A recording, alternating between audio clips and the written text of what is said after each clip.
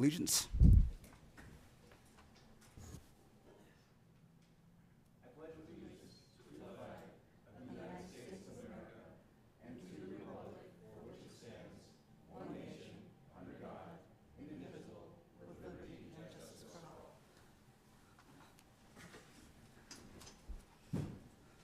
Thank you very much. Nicole, will you please call roll? Yes, Chair Malari is absent tonight. Commissioner Altman? Present. Commissioner Goff? Present. Commissioner Mohammed? Here. And Vice Chair Cruz. Here. Okay, moving on to public comment.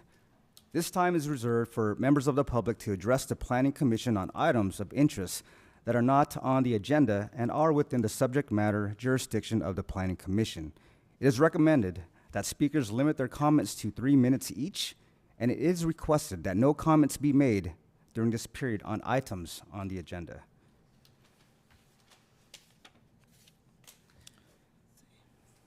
On this, we do have Speaker Beth Marcus. Yes, good evening, Beth Marcus. I just have a quick question.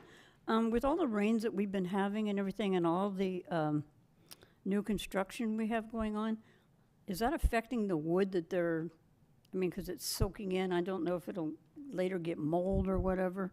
I was just curious if that had, if the rain has anything to do with any of that.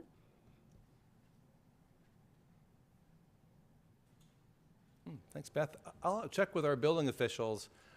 Imagine, though, that there would be no construction in Canada if rain was a deterrent. But it is a very good question. I've wondered that myself.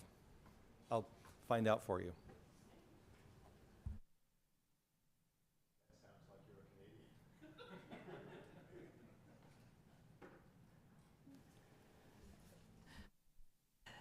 Do we have any speakers on Zoom who would like to speak? Please raise your hands now. Nobody is raising their hands on Zoom.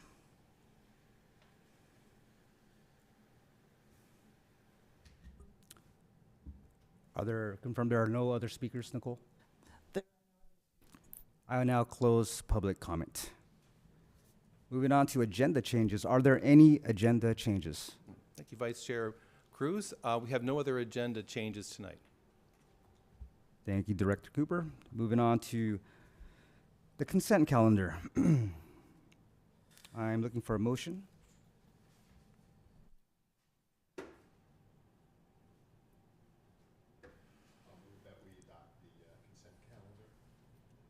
I second. Roll call. Yes. Commissioner Altman? Aye. Commissioner Goff? Aye.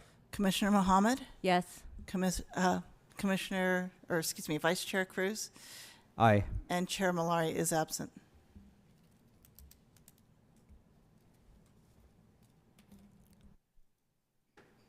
Okay, moving on to public hearings.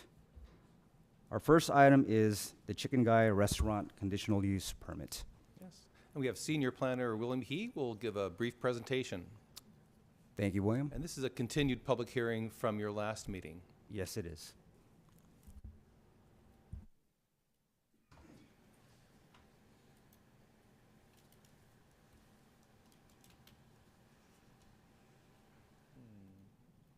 Oh, sorry. Sorry. There we go. Just needed you to walk by. All right. Good evening, Vice Chair Cruz, members of the Planning Commission, and members of the public. Very happy to be here today to give a presentation on the Chicken Guy Conditional Use Permit project. This agenda was explained in last month's Planning Commission meeting, but I will go over most of the background and scope of work for the project. And then we will move on to what has changed since the continuance. So let's get right into it. The subject site is a 1 acre site south of the Walgreens. The address is 200 American Canyon Road. Its main entrance is from Broadway Street in the southeast, and to the west is Highway 29, and to the north is American Canyon Road. Here's the planning and project description. The site is in the neighborhood commercial zone. It's a 1-acre site, and the restaurant is a 2,800 square foot quick serve restaurant with drive-through. Single story, about 20 feet tall, and a 5-foot parapet, which takes it to 25 feet overall. It features seating for 70 and parking for 29 spaces, and the business hours is proposed from 8 a.m. to 12 a.m. at night. Some site photos for the project. The first one on the top is a view from Broadway looking towards the site. As you can see, currently it's vacant, but the pad has been there for some time. The second photo is from the intersection of Highway 29 and American Canyon Road, and the site is to the left side of the picture.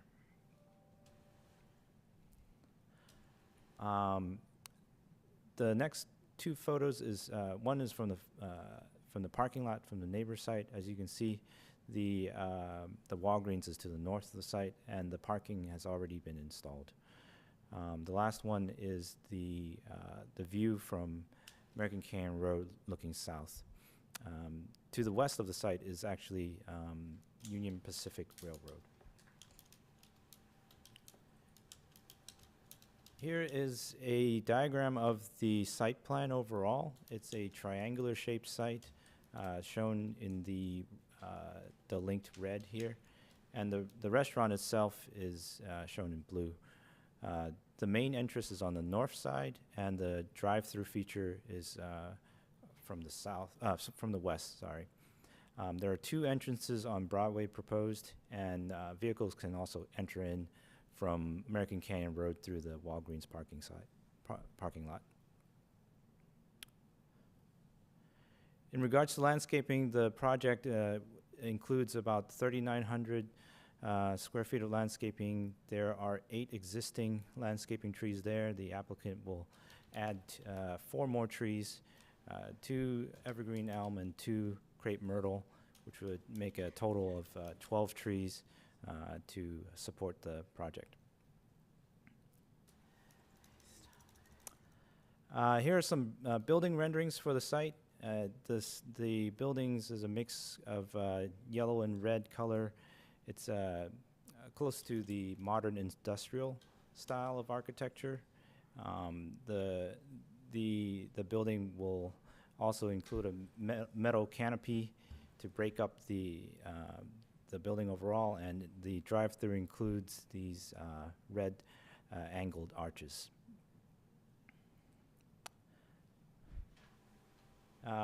Site-specific issues include a drive-through lane configuration that the applicant has agreed to work with staff and as a condition of approval to create new plans prior to the construction plans that will demonstrate safe passage for path of travel as well as vehicles.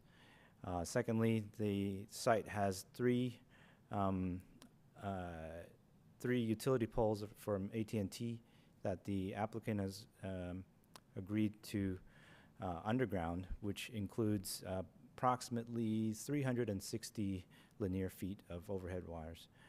And the last one was entitlement processing. There was the applicant advanced a concern that the project might have had an entitlement from 2008, but this was resolved, whereas the city attorney explained that entitlement has expired, and they do need to go through this conditional use permit process. And the last part is the public outreach comments. At the time of the staff report that was published for March, we've received 14 comments regarding the project. 6 was in favor and 8 were in opposition. So I'm going to pause here. If you have any questions for the project overall, if not, I'll move on to what's happened since the last meeting. Any questions so far, or? Commissioners, any questions? All right. No questions. Keep going. So, as Director Cooper mentioned, this project has been continued since the last meeting. The continuance was it was a request by the property owner that was sent on February 17th. The Planning Commission motioned for a continuance for the next available meeting, which was today. In the last meeting, the Planning Commission received staff's presentation and opened public meeting for comments. In the last meeting, we received 5 public comments, and which were all opposed to the drive-through feature of the project. Since then, the property owner completed the review of the draft conditions of approval, and they have agreed to the draft conditions. The applicant also has agreed, which was a couple days before the property owner agreed. And then on March 21st, the same day, the applicant provided staff with a technical study regarding air quality, and this study has been forwarded to the Planning Commission on the same day. Staff has not completed reviewing that study. And then since the I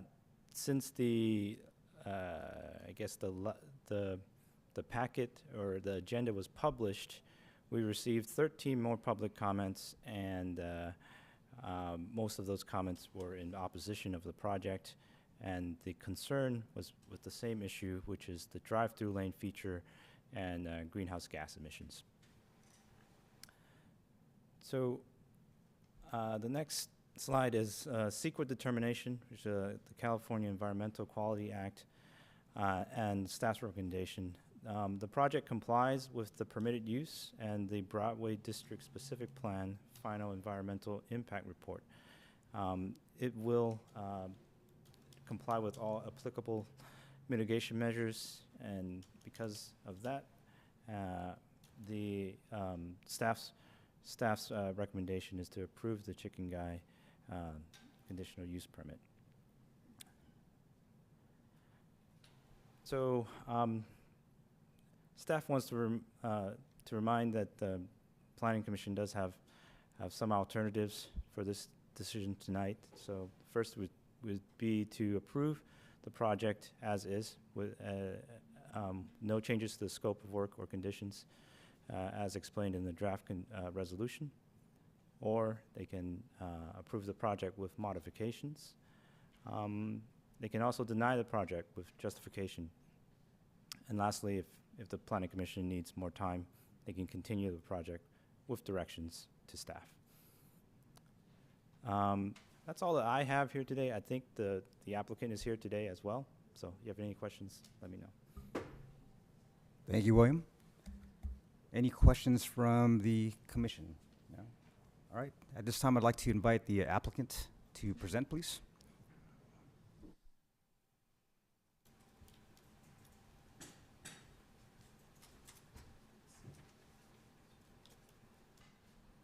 Good evening.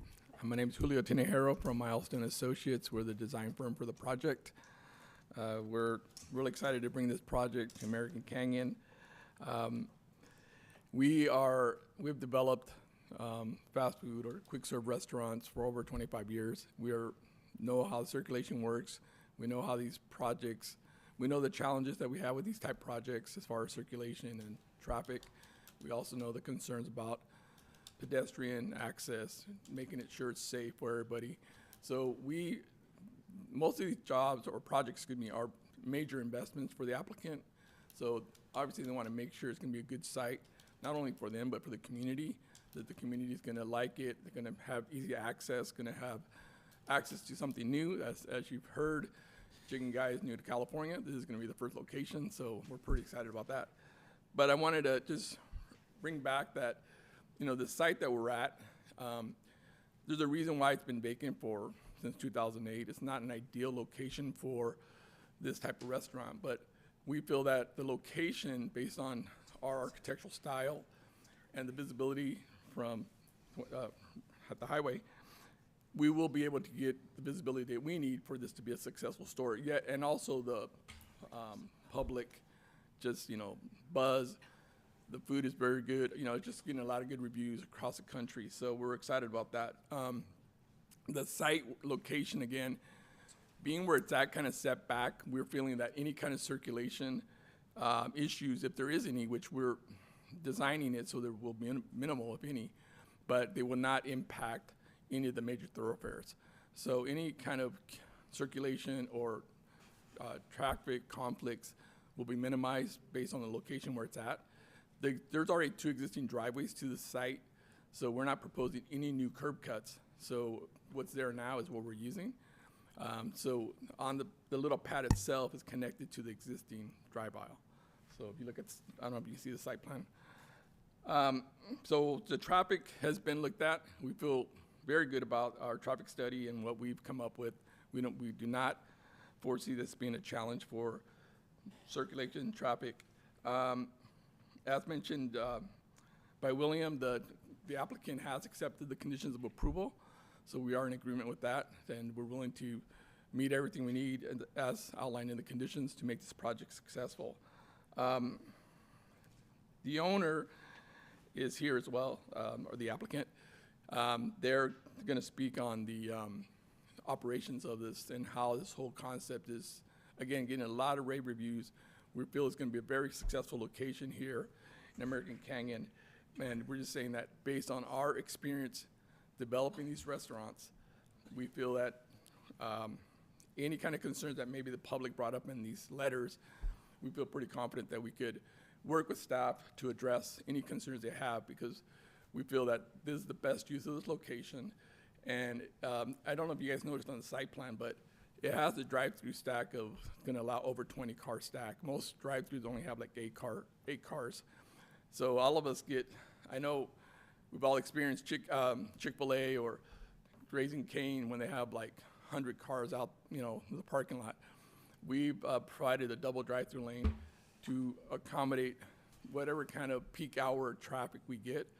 We've also generated some traffic control plans to show how we're going to mitigate if in high peak hours or special holidays, if we do have a little bit of overflow into the existing drive aisle, how we would handle that. So we've already thought about pretty much some of the challenges that the community may have, and we, again, want to just assure staff and the council or the planning commission that we're open to working with the staff in the city to make this good for everybody. So with that, is there any questions from the architectural team that I might be able to answer before I bring up the owner? Okay, so at this time I want to bring up Sanu Chandi. He's one of the owners, part of the ownership team, and so thank you.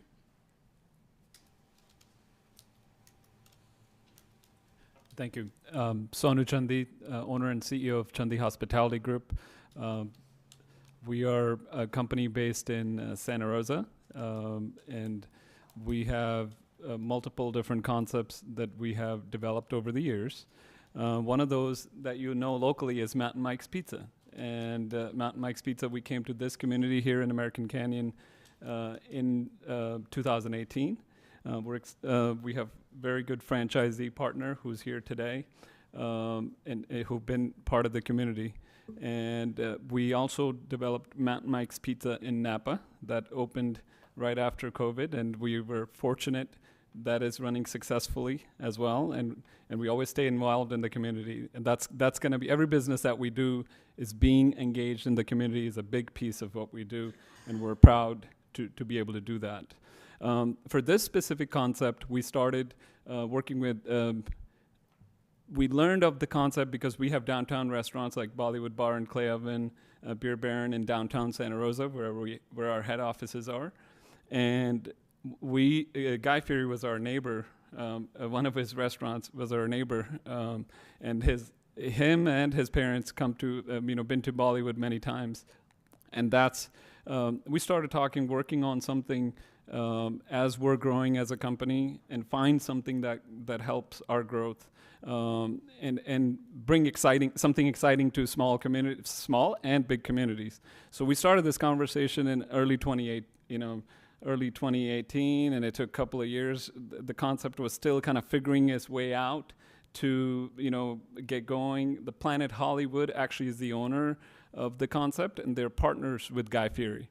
And one of the local suppliers, the restaurant supply owner, it kind of introduced me to the concept, and so we started talking to them in 2018, and then finally, and then 2020 COVID came. We kind of put a pause, just like everybody did on many other things, and in early 2022 is when we officially signed the agreement with them, and started looking for sites. And we were excited when we learned about the American Canyon site, the fact that it was already approved and it was entitled. That means we could. We already have 2 businesses here in Napa County that are doing well, so we were excited to get this signed. When we signed the lease, we were under the impression that was already had the entitlement. So it's definitely was a surprise when we learned in November last year that the entitlement wasn't there because of the time frame it was sitting. One of the things our architect pointed out, that location is challenged. Why drive-throughs go fast these days. If you have it, especially COVID has actually expanded that. When things were closed, drive-throughs continued to be operate and actually got more busier in that time because of the convenience factor, because you're not going inside. So we've seen the numbers grow in that kind of, which is quick service restaurant. QSR is what this concept is. And for us, it was, as we continue to move forward, and when we learned last year, we were like, oh, we wanted this project. Our goal was to get going, get building plans, and build, and get one of these concepts up and running here in this community, whether it was here or Sonoma County where we're based. But it takes time. So we are still, now that we're in this position here where we're in front of the commission, our goal is to work with you to get the concept, get the approval, and work with your team to do whatever it takes so we can build a successful business here for this community and be engaged in the community just like we do in the other communities where we do business. We're here to answer any questions from the commission, and we understand there's been a lot of comments from the public. We want to address those too and see if we can find a middle ground to get this project moving forward. Thank you very much. Thank you. I do have my partner here. He'll make a couple of comments if you don't mind. And after that, we can continue to move. Absolutely. Please. Good evening. I think Sonu covered, my name is Jyoti Chandi. Sonu covered a lot of things about our company, but I think as a Chandi Hospitality, I think is important for the local community to know. He missed on that how any community we have been in, how we have supported the high schools, colleges. Good example is Santa Rosa High School. Last year, we probably have raised close to $30,000 for high school football team to get their equipment and other things. And I think that's what we do in any community we go in, that we support communities. And I think hey, anytime if a community does better, business is gonna do better. So that's one. And second, Guy Fieri is one of the biggest chefs on a Food Network. I think getting his restaurant here in the local community would be huge. So thank you. Thank you very much. Are there any other comments from the applicants or the owner?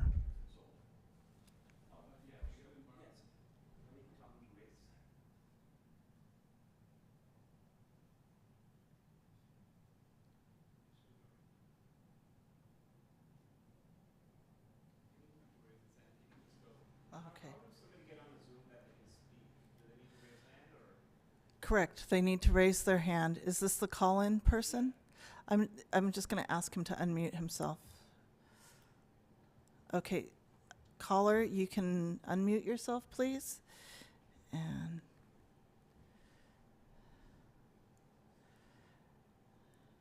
okay.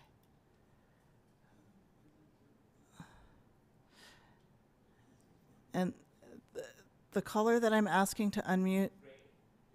Ray?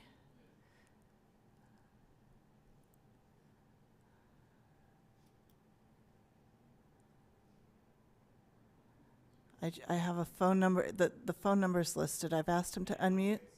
No. Okay.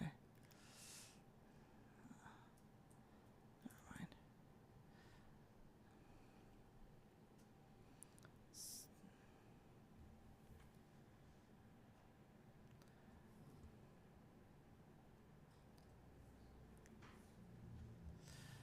They don't appear to be on the line. They don't appear to be on the line.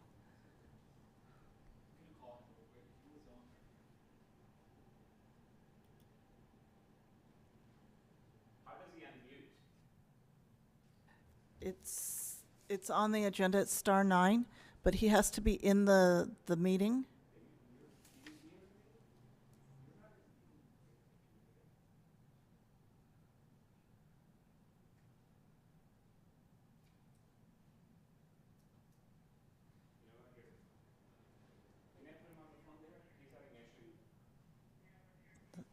Up to you. Yeah, you can.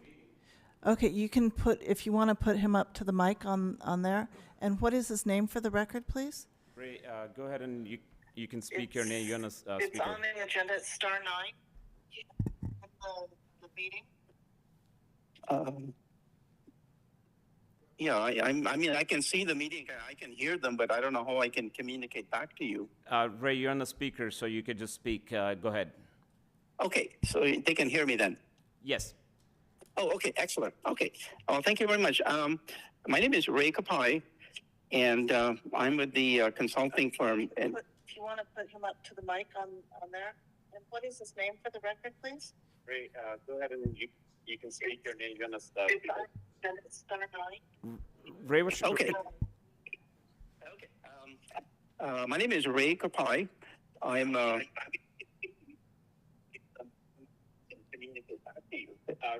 speaker, so you get to speak. Go ahead. Okay, very good. Anyway, my name is Ray Kapai, and I'm the air quality consulting engineer that's been retained. What is his name for the record, please? Ray, go ahead and repeat. This is it.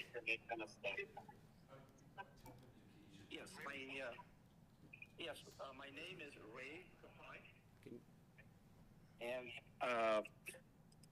I'm an air quality consulting engineer in Sacramento, and I was tasked with having to evaluate potential air quality impacts associated with the project. Can you hear me okay? Yes, we can. Okay, excellent. The objective of my analysis was to see if the proposed project is likely to have air quality impacts or health impacts to people living or working near the site. And so my analysis, I put together a technical memo dated March 20th, which I forwarded to Mr. Chandy, and I assume that eventually made its way to the commission. And what our analysis did was try to estimate how many cars per day would visit the restaurant, and of these, what fraction are likely to use the drive-through. Next, we calculated what the emission rates of some of the more common air pollutants that would be released. These are carbon monoxide, oxides of nitrogen, particulate, etc. And then finally, we translated these emissions into a pollutant concentration and compare these concentrations with the air quality standards that have been put into place by the federal and state governments. So just to summarize, we calculate how many cars are going to be there, what will they be, what emission rates we will have for some of the common pollutants. Carbon monoxide is one of the more prevalent ones. And then finally, what is the concentration associated with these emissions, and would these exceed a standard and therefore pose a risk to the community? And what our analysis found was that for example, if you take a look at carbon monoxide, we have an air quality standard in California which is 23,000 micrograms per cubic meter. And this is actually a little bit more stringent than the federal one, which is 40 micrograms per cubic meter. And what our analysis showed was that if you look at nearby homes about 300 feet to the east, the concentration we calculated for carbon monoxide was around 271.5 micrograms per cubic meter.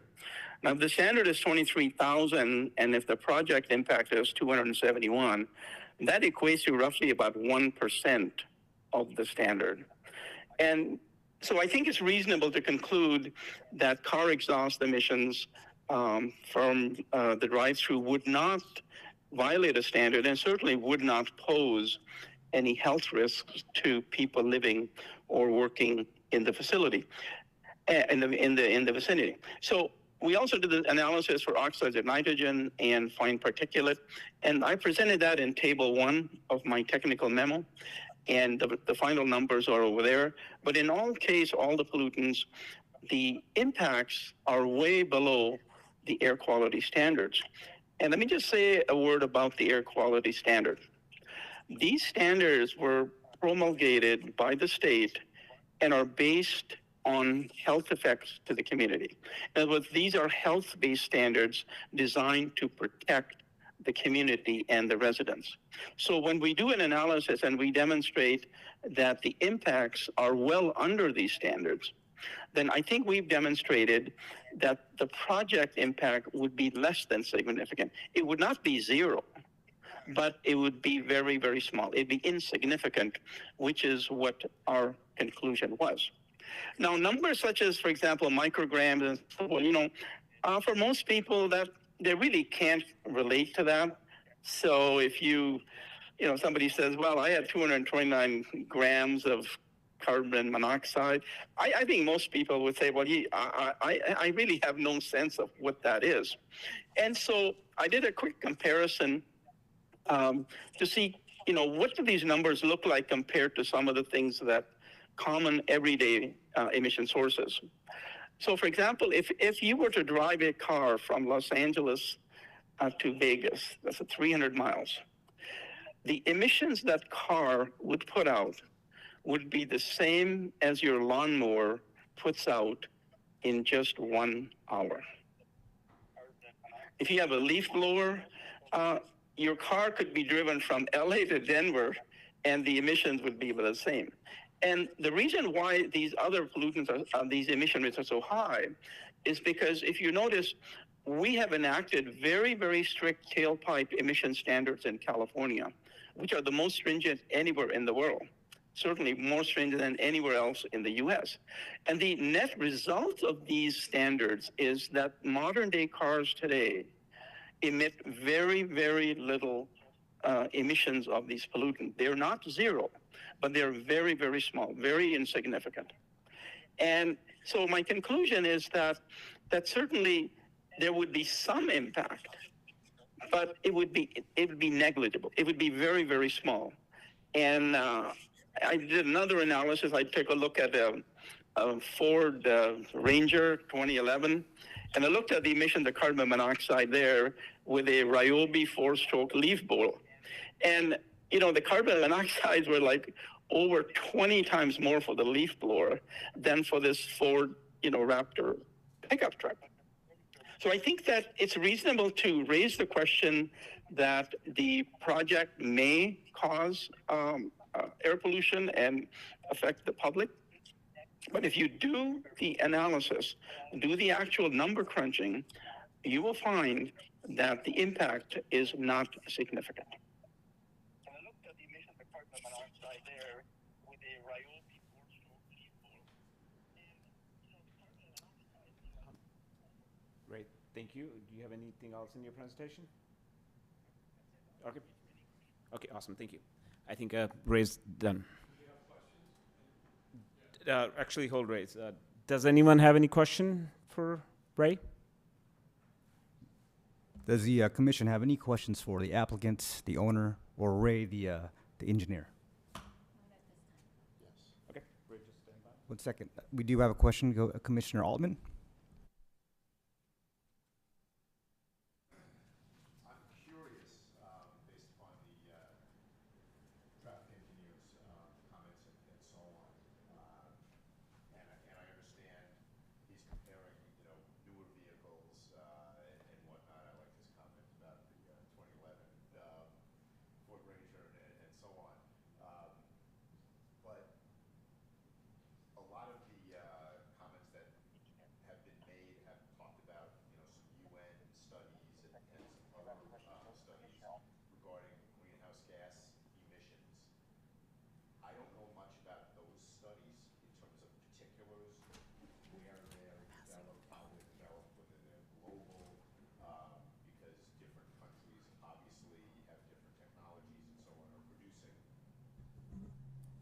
and are producing different levels of emissions around the globe. I'm wondering if Ray has some knowledge as to how his study for this particular location might compare or contrast to these UN studies on greenhouse gas emissions, so that we can sort of get a better sense as to, whether his comments about it being very low are more accurate, or whether the comments that we're getting from the public relying on UN documentation, which is saying, oh, these things are a disaster, they cause, I forget some of the numbers, I don't have it right in front of me, but they're throwing out some fairly high pollution figures. So I'm curious if he can kind of respond to that inquiry. Ray, did you hear the question from Commissioner? So that we can sort of get a better sense as to, I think he's still listening. I think Zoom is behind a little bit. are more accurate, or whether the comments that we're getting from the public relying on UN documentation, which is saying, oh, these things are a disaster, they cause, I forget some of the numbers, I don't have it right in front of me, but they're throwing out some fairly high pollution figures. So I'm curious if he can kind of respond to that inquiry. Ray, did you hear the question from Commissioner? Yes, I heard the question, and let me respond. The question about the greenhouse gas, first of all, that's a global problem. Okay, so can you hear me okay? Yes, we heard that. Okay, very good. So the issue that we're talking about is on the greenhouse gas. That is a really a global problem. We're talking about global warming, not California warming. And in a project like this one, what happens is that supposing if this project was not built, yeah, the question of the greenhouse gas. First of all, that's a global problem. Okay. So, can you hear me? Okay. Yes, we heard that. Okay, very good. So the issue that we're talking about is the greenhouse gas. That is a really a global problem. We're talking about global warming, not California warming. And in a project like this one, what happens is that supposing if this project was not built. Okay, let me continue. So supposing if the project wasn't built, would those greenhouse gas emissions go away? It really wouldn't. It would not make any difference, because supposing if the project wasn't built.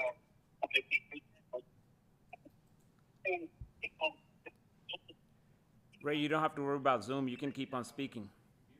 Okay, yeah. So I'll keep speaking. Anyway, the bottom line is that there would be some greenhouse gas emissions, but certainly, I think, they really, supposing if the project wasn't built, those cars that would be visiting this restaurant, they would go somewhere else.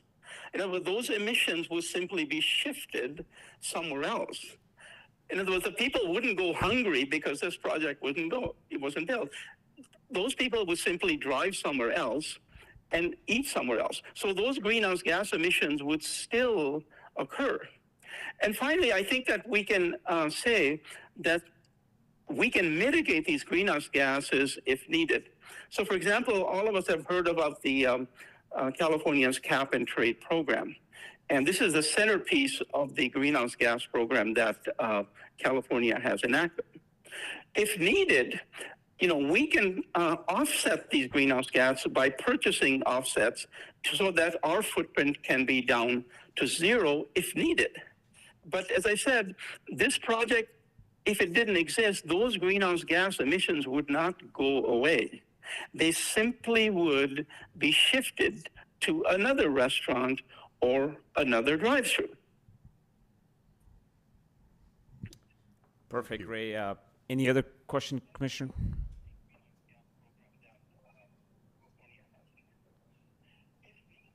Commissioner Navet, do you have a question? Yeah, I don't know if this is for him or for you. I was going to ask for an environmental report, so thank you so much for your email on the phone. Did anybody do a traffic study? I didn't see a traffic study. We didn't do a traffic, we did an in-house traffic study with our traffic consultant, which we do on every project, but it's formal traffic study for, Which is part of the condition. It's part of the One of the condition- condition that it would be done. so right, it's one of the conditions of approval that we will provide that, but the initial, we always do it our in-house, so we haven't submitted a formal traffic study to the city, at least. Yeah, no, just to clarify, there was original traffic study done when the project was partially built. So what we've, as it's written on the will get conditions of updated. approval, it will get updated. Okay. And we would work with the staff to provide that traffic study that how, before they give us the final approval, that would be submitted to, as a final package of the conditions of approval. Part of the plans, yeah, condition approval. Okay, and then was there an alternate draft proposal without a drive-through submitted? Just to clarify, one of the things for a project like this, you know, as we're looking at as a business owner, we've seen, especially a site like this that is tucked back, you almost gonna have a very little success as the restaurant will not succeed. We've done, you know, we've developed over 15 restaurants over the last 10 years. And we've studied one of the main reasons for us to sign a concept like this, they have a higher AUV, which is average unit volume for a site. Chicken Guy, when I spoke earlier, I spoke about that they opened 5 restaurants. They had one at Levi Stadium, and they had, you know, in a few of the malls. Where they've seen more success come, and it's about, you know, 60. Some of the concepts like the other QSR brands are almost 80-90% drive-through. But a concept like this, it's more 60 drive-through business and 40 dine-in business. So the ones that they had dine-in in those malls, those had to shut down when COVID happened, and they've seen success. When we spoke with the company who owns it, they kept saying, "Hey, we want drive-through," because they're seeing that brings that additional success and be a long-term success. So the concept, we would not move forward as a business owner if this did not have drive-through, just because of the metrics of how a business needs to do volume to be successful. Thank you. Can I just, Yeah, go ahead, please. so just to be clear, this project, as you guys know, was approved in 2008 with the drive-through concept, and all the studies were done back then for both traffic and all the environmental studies. So it was already approved for that. We're updating it. Obviously, it's 2008. Wow, we got to bring it up. Our review of that showed that we could do it and mitigate any traffic concerns that would be brought up. But we would be able to update that and provide that to staff for review. And I think of one last thing I want to add, especially for QSR models, there's no QSR model that do wine and beer program. We're doing that within this restaurant, so give people incentive to go have a sandwich and have a glass of wine, not just run through the drive-through, but drive-through is there. If somebody, example is I have 2 small kids, it's sometimes hard to take both of them out of the car and go inside. It's better to run through the drive-through, grab it, and they go home and eat, so. Additionally, you know, I have 2 young kids too. Our daughters are a few months apart. You know, I'm a believer, if I want to, you know, we at Chandi Hospitality, we do a lot of things to drive, you know, whether it's a local music playing, dine and donate happening. So those things we will still push for individuals to come and dine inside the restaurant. So but drive-through is there that for the increased traffic, the individuals who wouldn't go inside anyway, they're just going and they want to get they like I think the environmentalists explained too, they would just end up somewhere else. Thank you. Are there any further discussions from the commission?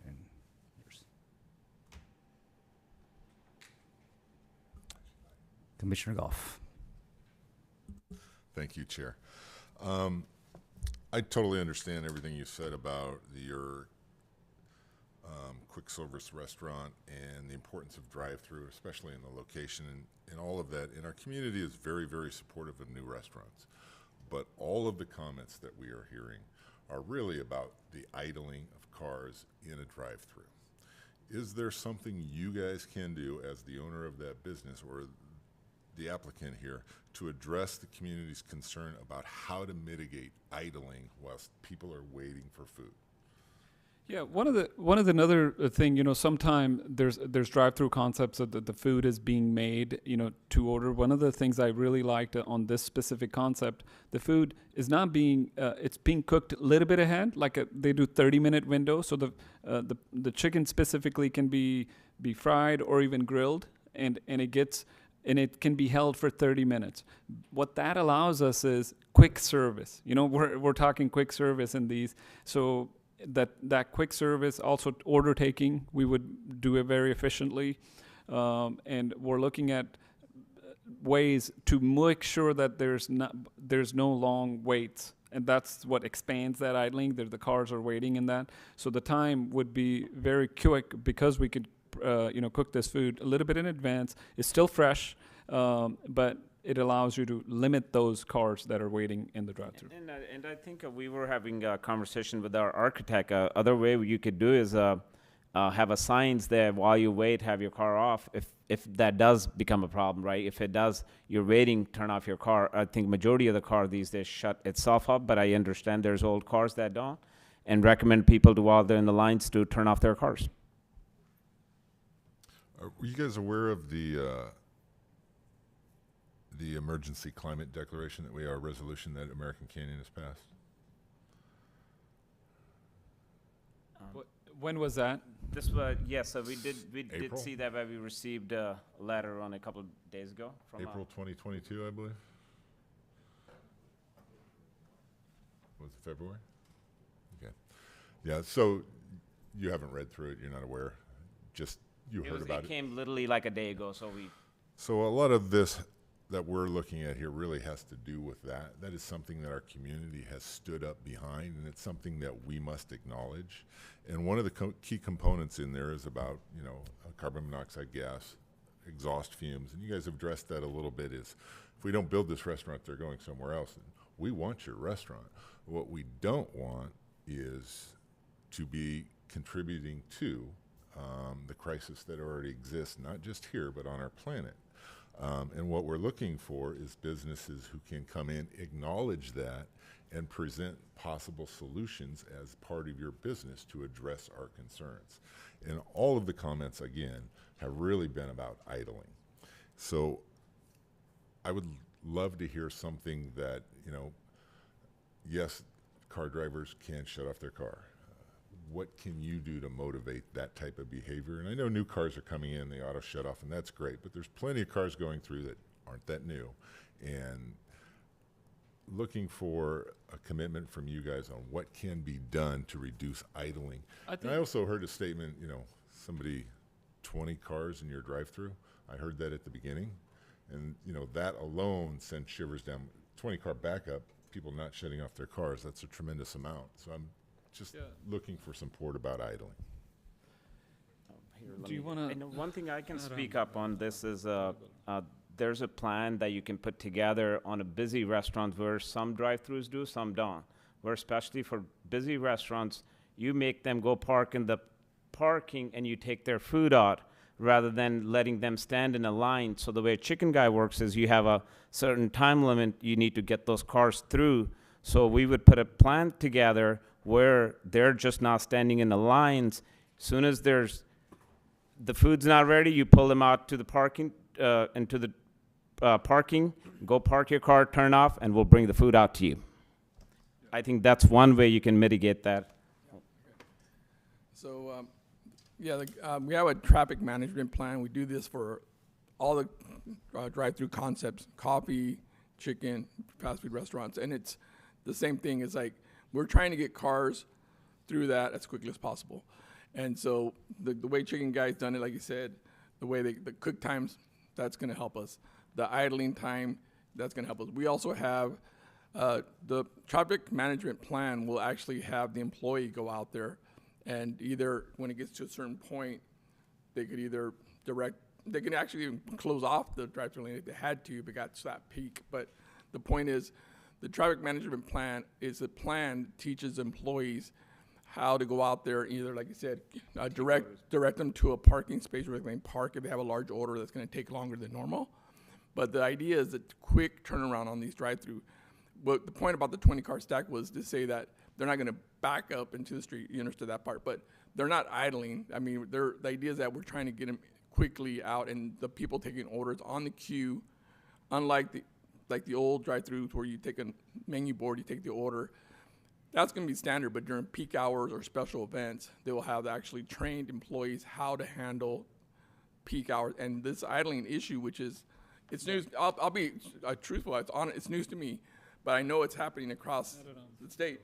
That everybody is really concerned about this, and I think, like was said earlier, automakers are obviously concerned with that too. So they're all trying to do their part to make this work. But I think there's incentives that the chicken guys could do as far as Yeah, and these items, commission can put that in, like, we have to be thoughtful of some things. Don't put something that we never gonna do. There's conditions sometime. They're put there, but nobody ever takes an action. But one thing we could say is, because this concept is being launched in California, the first one that would be opening with drive-through, we can actually, as an ownership, take a lot of initiative and do these things, because it's the first one opening. So we'll put a lot of, if we have conditions, we'll meet them because we are committed to do it well. Thank you, and that's really what I wanted to hear, is your commitment to what our community has already stood up for, and if you want to be part of that, what can you do for your business to make sure it is meeting the needs of our community that we've expressed? I am a little curious on, just because you talked about order to pickup time, is there a standard that you guys operate under, order to pickup time? Yes, it's on 2 minutes. Average time is 2 minutes. Some places you could, the ones that get really backed up, it's almost 5 minutes from the time that they've ordered. But I think it's going to allow us to meet that time because of the product can be cooked a little bit in advance. The ones that are being, it's still fresh product, which is good for a community. I don't like some of the quality of the chicken sandwiches you go to QSR because they've been frozen, sitting for how long. But in this one, I think we have that. It's the way it's designed. It'll allow us to cook in advance, so to keep that time down. And one more point I want to make, that we've implemented in other, again, fast food or drive-through, especially in Starbucks, we've done it, is everybody has the app on their phones, a lot of people, right, and they'll pre-order. So we have the pre-order lanes that we could designate where they're just coming in and saying their number. And I mean, that's like super quick. They're just picking up their order because they already pre-ordered it on the app.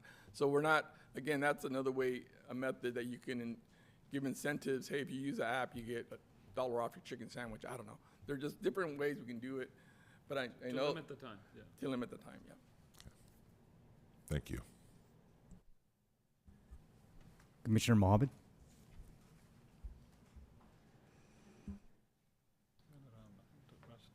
So I have one more question, but before I ask my question, I just wanted to say that my daughter was born in Santa Rosa. I used to live in Coffey Park. Oh. Yeah. I helped convert a short-term acute care hospital to a long-term acute care hospital in Sebastopol, so I'm very familiar with that, with Sonoma County. Awesome. And my husband and I had our Walima in Channi and Fremont. So your name stands strong in my book. But my question is, did you guys ever do an outreach or community survey with the neighbors to see what the customer wants? In this side, we didn't. Sometime I think the community, we've seen Napa County being against, this few concept getting denied on their drive-through. But we could, as a business, there's a lot to do on your in-house to get a business going, and that's one item we haven't done. But we're certainly open to see how we could address those comments. But like we've said earlier, it makes the concept challenging if it didn't have that element of having a drive-through in this specific concept. Thank you. Commissioner Altman. All right, I appreciate your comments to this point.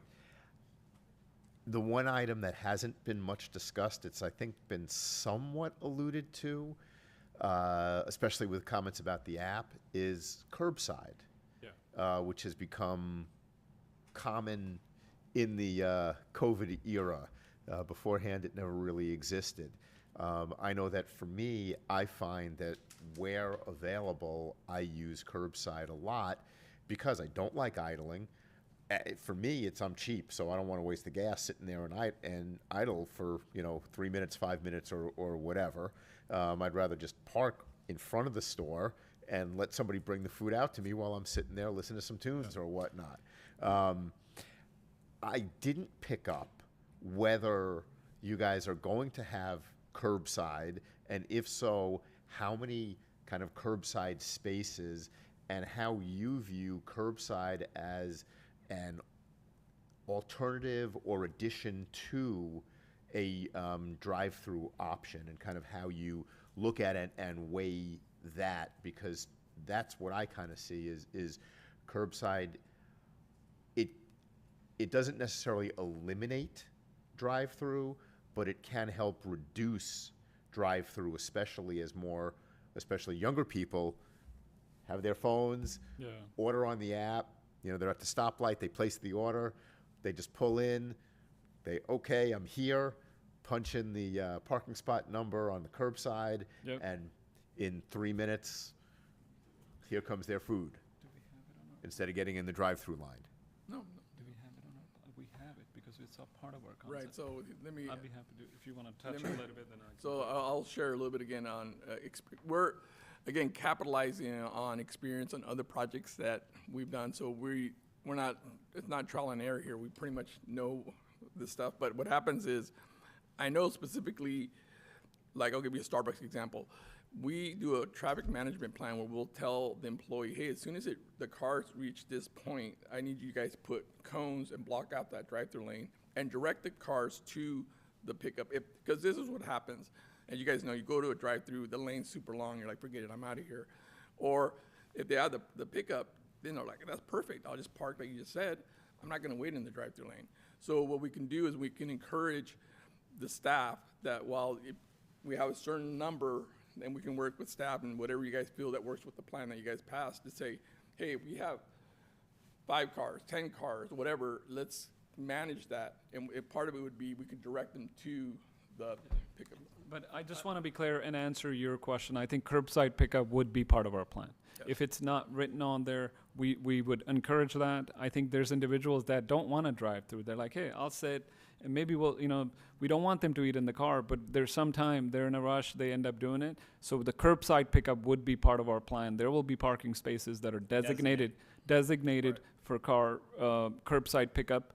I've experienced curbside pickup many times with our kids, and I think we would encourage as a business owner to have that as part of our plan. Thank you.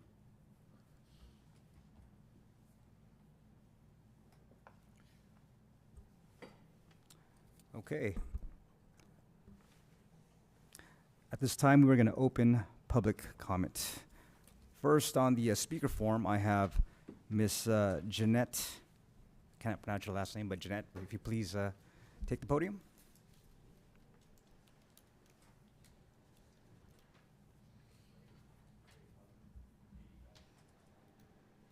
Hi. Hello, my name's Jeanette Goyech. It's okay. I've been a resident of American Canyon for over 35 years, and I'm just here to oppose the drive-through for a lot of what we've been talking about already. The air pollution because of the idling of the cars, traffic congestion, and wasting of gas. But there was a lot of good discussion, and I appreciated that, actually, all the questions and the answers. We talked about we're in a climate emergency, and we want to try our best to eliminate, or do our best to, I guess, mitigate air pollution in particular. And I wanted to say, I know that the drive-throughs are convenience. They totally are. But I also believe that clean air is a necessity, right? Breathable, clean air. So I just, let's see. The other thing I just wanted to mention was with the added more pollution, and not all cars shut off, you know, when they're idling. Mine don't. I believe the air pollution thing, and I know it's global. We all know that, right? But it's got this cumulative effect. I mean, we have air pollution here, we have it up the street, you know, just all comes together. And I think if we all work together, we can help mitigate that. So that's all I really have to say. I think, thank you for the discussion. And Thank you, Jeanette. Next up, I have Miss Yvonne.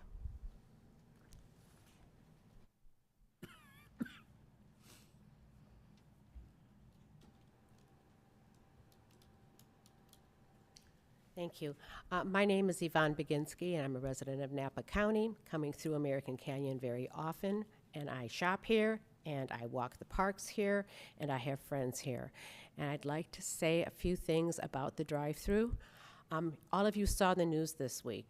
The horror, and we talked about the United Nations report, and what we're hearing over and over again is the time to change is now. It is now. It's not next year. It's not in 3 years. It's not to wait down the line. We have to make changes now. My neighbor across the street uses a leaf blower, and I go out and I say to him, you know what you're doing to the air while you're doing this? And he says, I'm going to wait for the law to change, because Governor Newsom signed a ban on leaf blowers, because it's the cumulative attack of all the leaf blowers, all the diesel, all of it that's causing our greenhouse gas emissions to go up. I don't know if these gentlemen understand that, because what I heard up here was the possibility of maybe could be doing things a little differently. But I don't know if they understand the frantic feelings that all of us have when we see these reports, when we understand the cumulative impact of these greenhouse gases. Now, I know that there are communities throughout California that are going to start banning drive-thrus. It's already happening. People are saying no more idling engines. Cities have shut down idling engines after 90 seconds, saying nobody on a city street can idle an engine. This is going to become throughout California. Your first restaurant in American Canyon could become a model for the rest of the restaurants opening up in California. I know you're opening up 15 restaurants in Michigan, and I bet you that Michigan's not going to come down as hard on these restaurants as they are going to be here in California, because we do have the highest standards for air quality. I also want to say that this community is concerned about 20 idling cars in line spewing carbon emissions into the air. When I go into the Taco Bell here across the street, there's nobody in the restaurant. Everybody is in their car idling their engine, and that's during peak hours after work between 4:30 and 6:30. I'm asking this planning commission, and I'm asking all of you to come up with a plan on what else could happen. I'm not against the restaurant at all. What I am concerned about are those idling engines. I heard several times that there can be a middle ground. I'd like to know what that middle ground is. I would like conditions of a middle ground that are enforceable, and not having teenagers going out into a parking lot and telling people to turn off their engines, which I don't believe is going to happen. So thank you very much. Thank you, Yvonne. Next up, we have Mr. Matt McConnelly.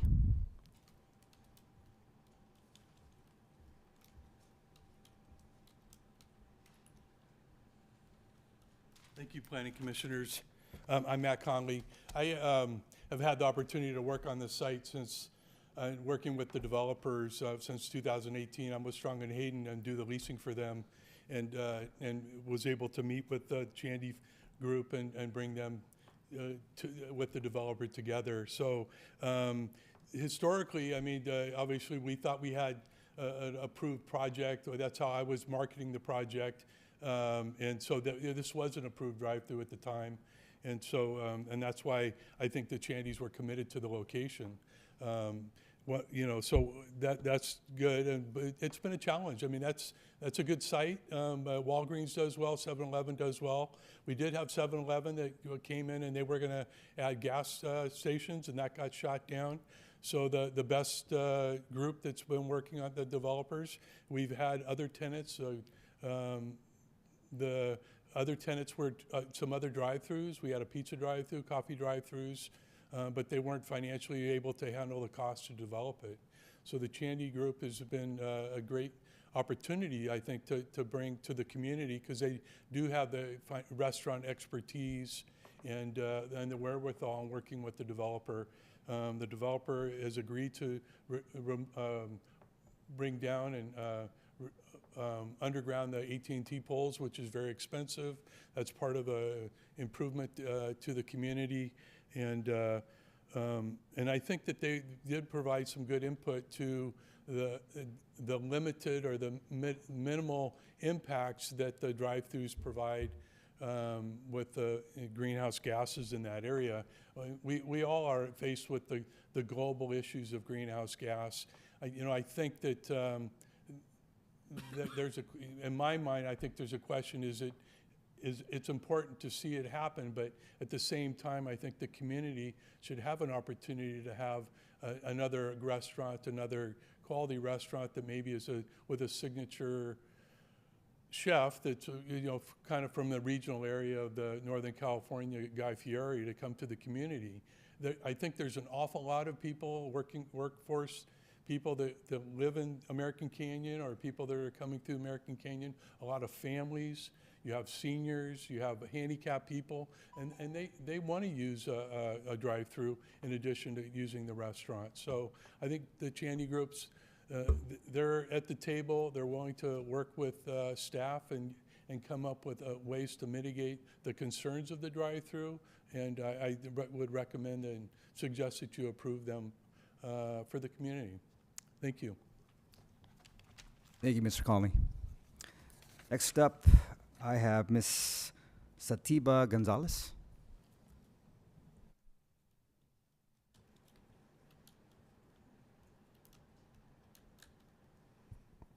Good evening. Thank you for your time. Thank you for listening to me tonight. I understand the community's concerns. I myself would love to have a greener planet and have a future for my future, as I've been a Napa native for 29 years.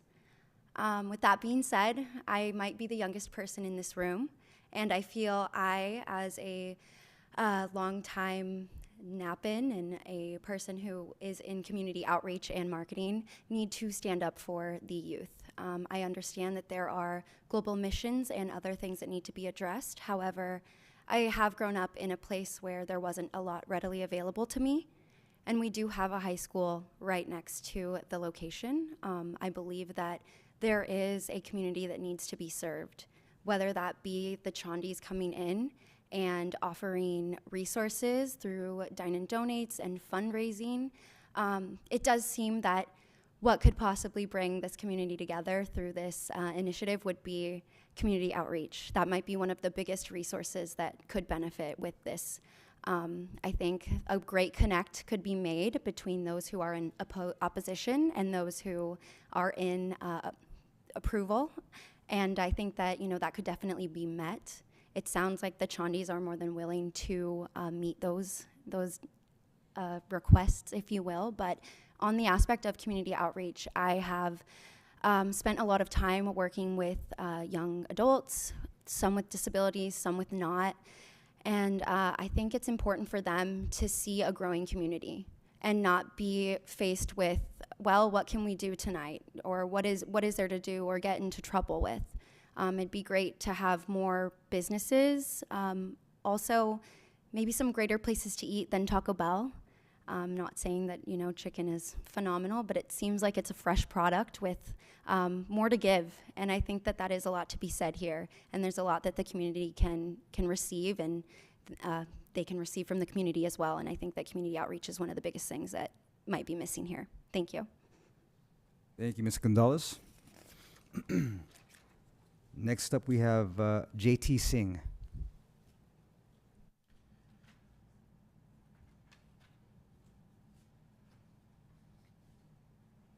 Hi everyone, my name is J.T. Singh. I'm a local business owner for Mano Mike's Pizza. We've been here for 5 years. and being right next to Taco Bell and also the donut, like Dunkin' Donuts drive-through, I think it would be a really good addition for this chicken guy to be in the community. It just gives the customer an extra option to go inside the restaurant or stay in the car or maybe park the car and get their food. So I think it's a really good addition for this community. Thank you, Mr. Singh. Are there any other in-person presentations? Online? Oh, sorry, I'm sorry. Go ahead. Yes, good evening, Beth Marcus. I think the addition of the chicken would be fantastic for us. It's a shame that we have to go through all this because of the greenhouse emissions and everything, and I am all for that. You know, I don't like to see the air messed up, but it'd be great if you could consider having more of the curbside type of pickup and things like that.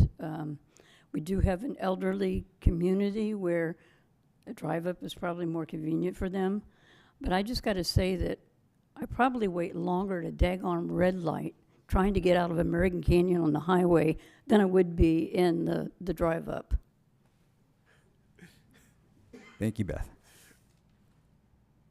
Do we have any other in-person comments? Okay, moving on to any online Zoom comments. Yes, we have several Zoom comments. I'm going to call Liliana Koresh first. Ms. Koresh, please unmute yourself. Hello everyone, my name is Liliana Koresh and I'm currently a sophomore at Napa High School. Both Allison Bensick, who is a junior at American Canyon High, and I have been co-leading Napa Schools for Climate Action for the past school year. Tonight, I'm speaking on behalf of Schools for Climate Action. I would like to say that we support the denial of new drive-through restaurant permits because they make climate pollution worse. Fossil fuels continue to contribute to over 75% of all greenhouse gas emissions and nearly 90% of all carbon dioxide emissions, trapping the Earth in a blanket of heat. Our global temperature has already been raised by 1.2 degrees Celsius, and if business as usual persists, climate change will bring catastrophic consequences to us all. The denial of new drive-through restaurants will help to promote better lifestyle choices for our community, which will help meet the goal of net zero climate pollutants by or before 2030. Our high schools, starting with American Canyon High, are trying to get this message out by having our student bodies participate in the Napa County Climate Challenge. We're learning that our climate pollution has to be drastically cut immediately.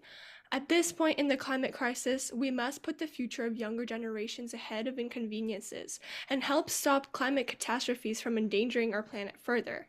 American Canyon, like all communities, has to shift towards the direction of net zero emissions as soon as possible if we are to achieve the net zero emissions by or before 2030 goal. If we wish to have a safe future, we cannot continue to build more infrastructure that encourages the burning of fossil fuels. Thank you so much for listening to us. We see the denial of this permit application as a solidarity effort in support of NAPA's efforts to reduce climate pollution. Thank you. Thank you, Liliana. Okay, next up we have Tammy Wong. And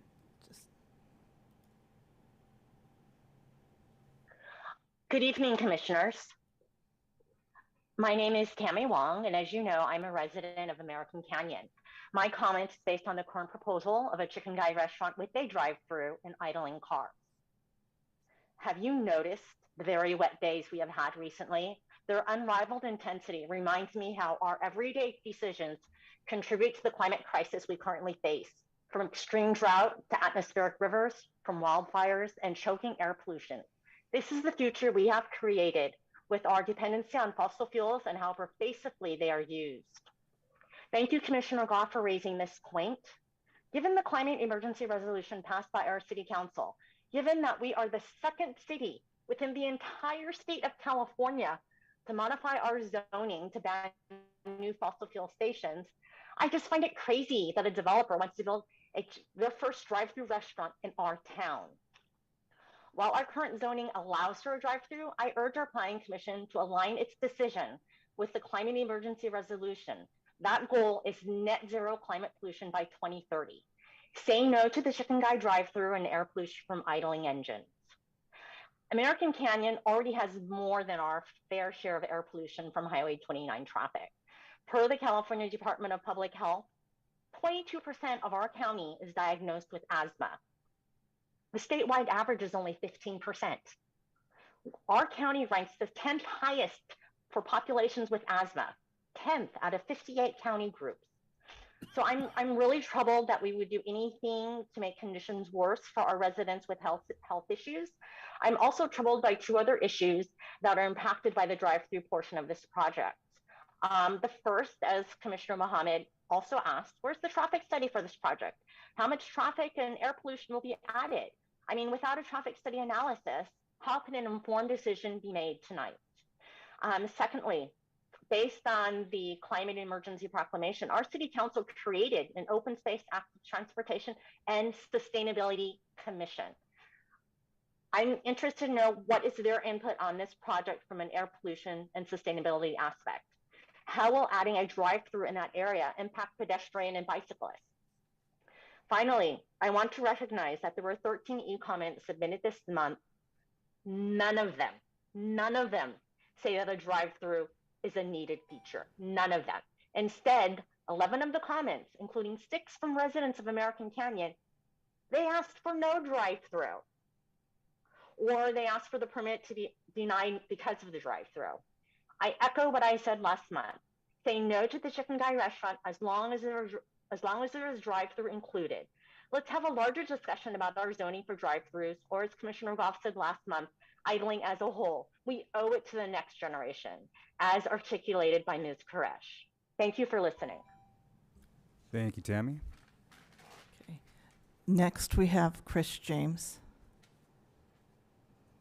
Good evening, commissioners.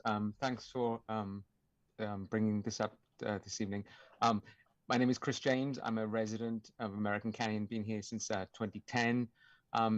My comments are really same as everyone else, is directed at the drive-through portion of this project. I'm not opposed to the restaurant itself. It's the idling cars that I don't want, though. I don't want any more idling cars in the city. It's been brought up about, you know, the Napa residents are already paying a price, you know, and have elevated or sufferers of asthma, etc.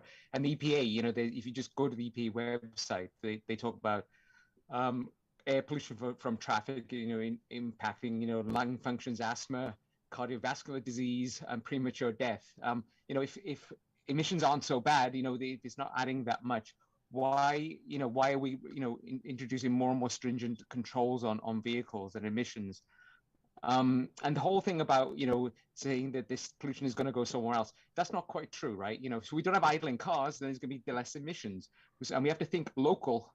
You know, it's a global problem, but we have to think local. And our city is already addressing this with the emergency initiative that everyone else has mentioned already. You know, so I want you to consider that.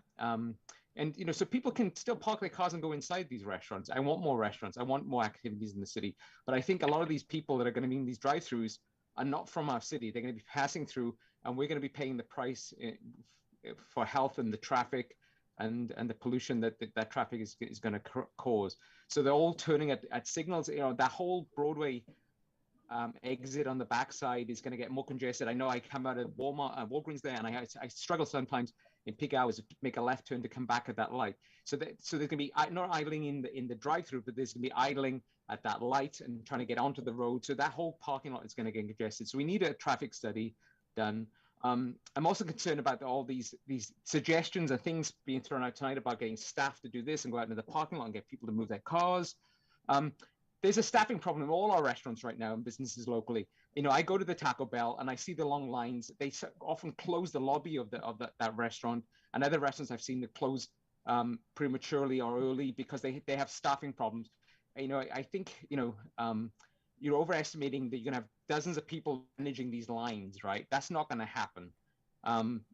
You know, we have a shortage of workers right now that are willing to work in these types of environments. So I don't think it's really going to happen the way that they're alluding to. So I am concerned about the traffic, more idling, you know, multiple points in the process getting into the place, at the traffic lights trying to get in and out. So I think there's too many unknowns and vague comments or suggestions being made how they can address this. But so I don't think we're in a position to actually approve this tonight. I think there's another go around. And Please I'm wrap hoping up, that they can Mr. come back James. And come back at this and make it a non-drive-through restaurant. Thank you so much. Thank you, Mr. James. Okay, we have Lori Stelling next.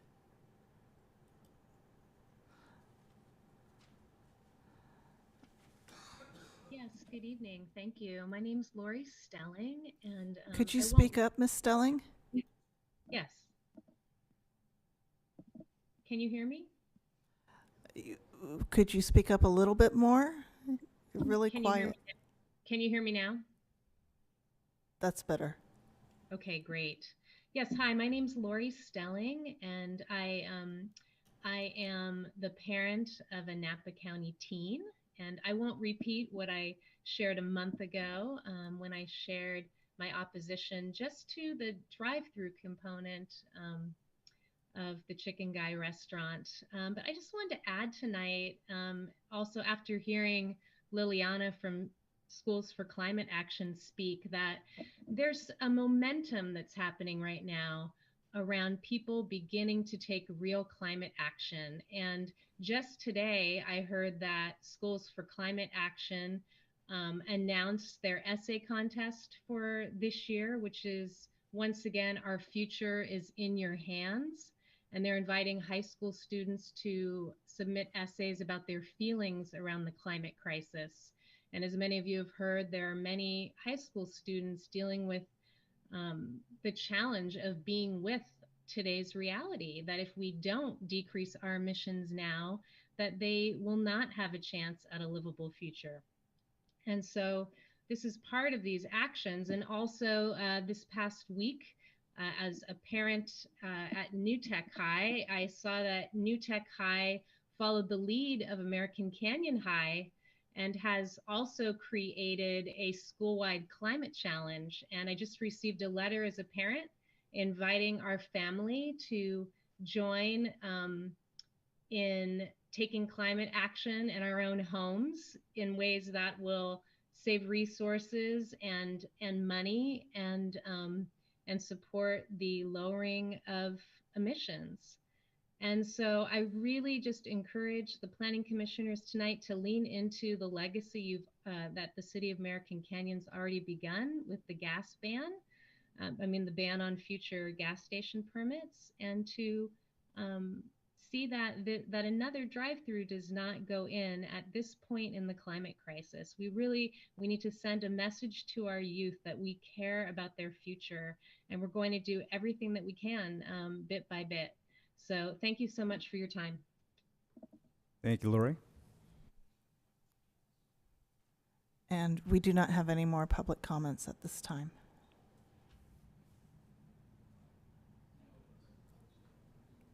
I now close public comments. Commissioners, do you have any further discussions?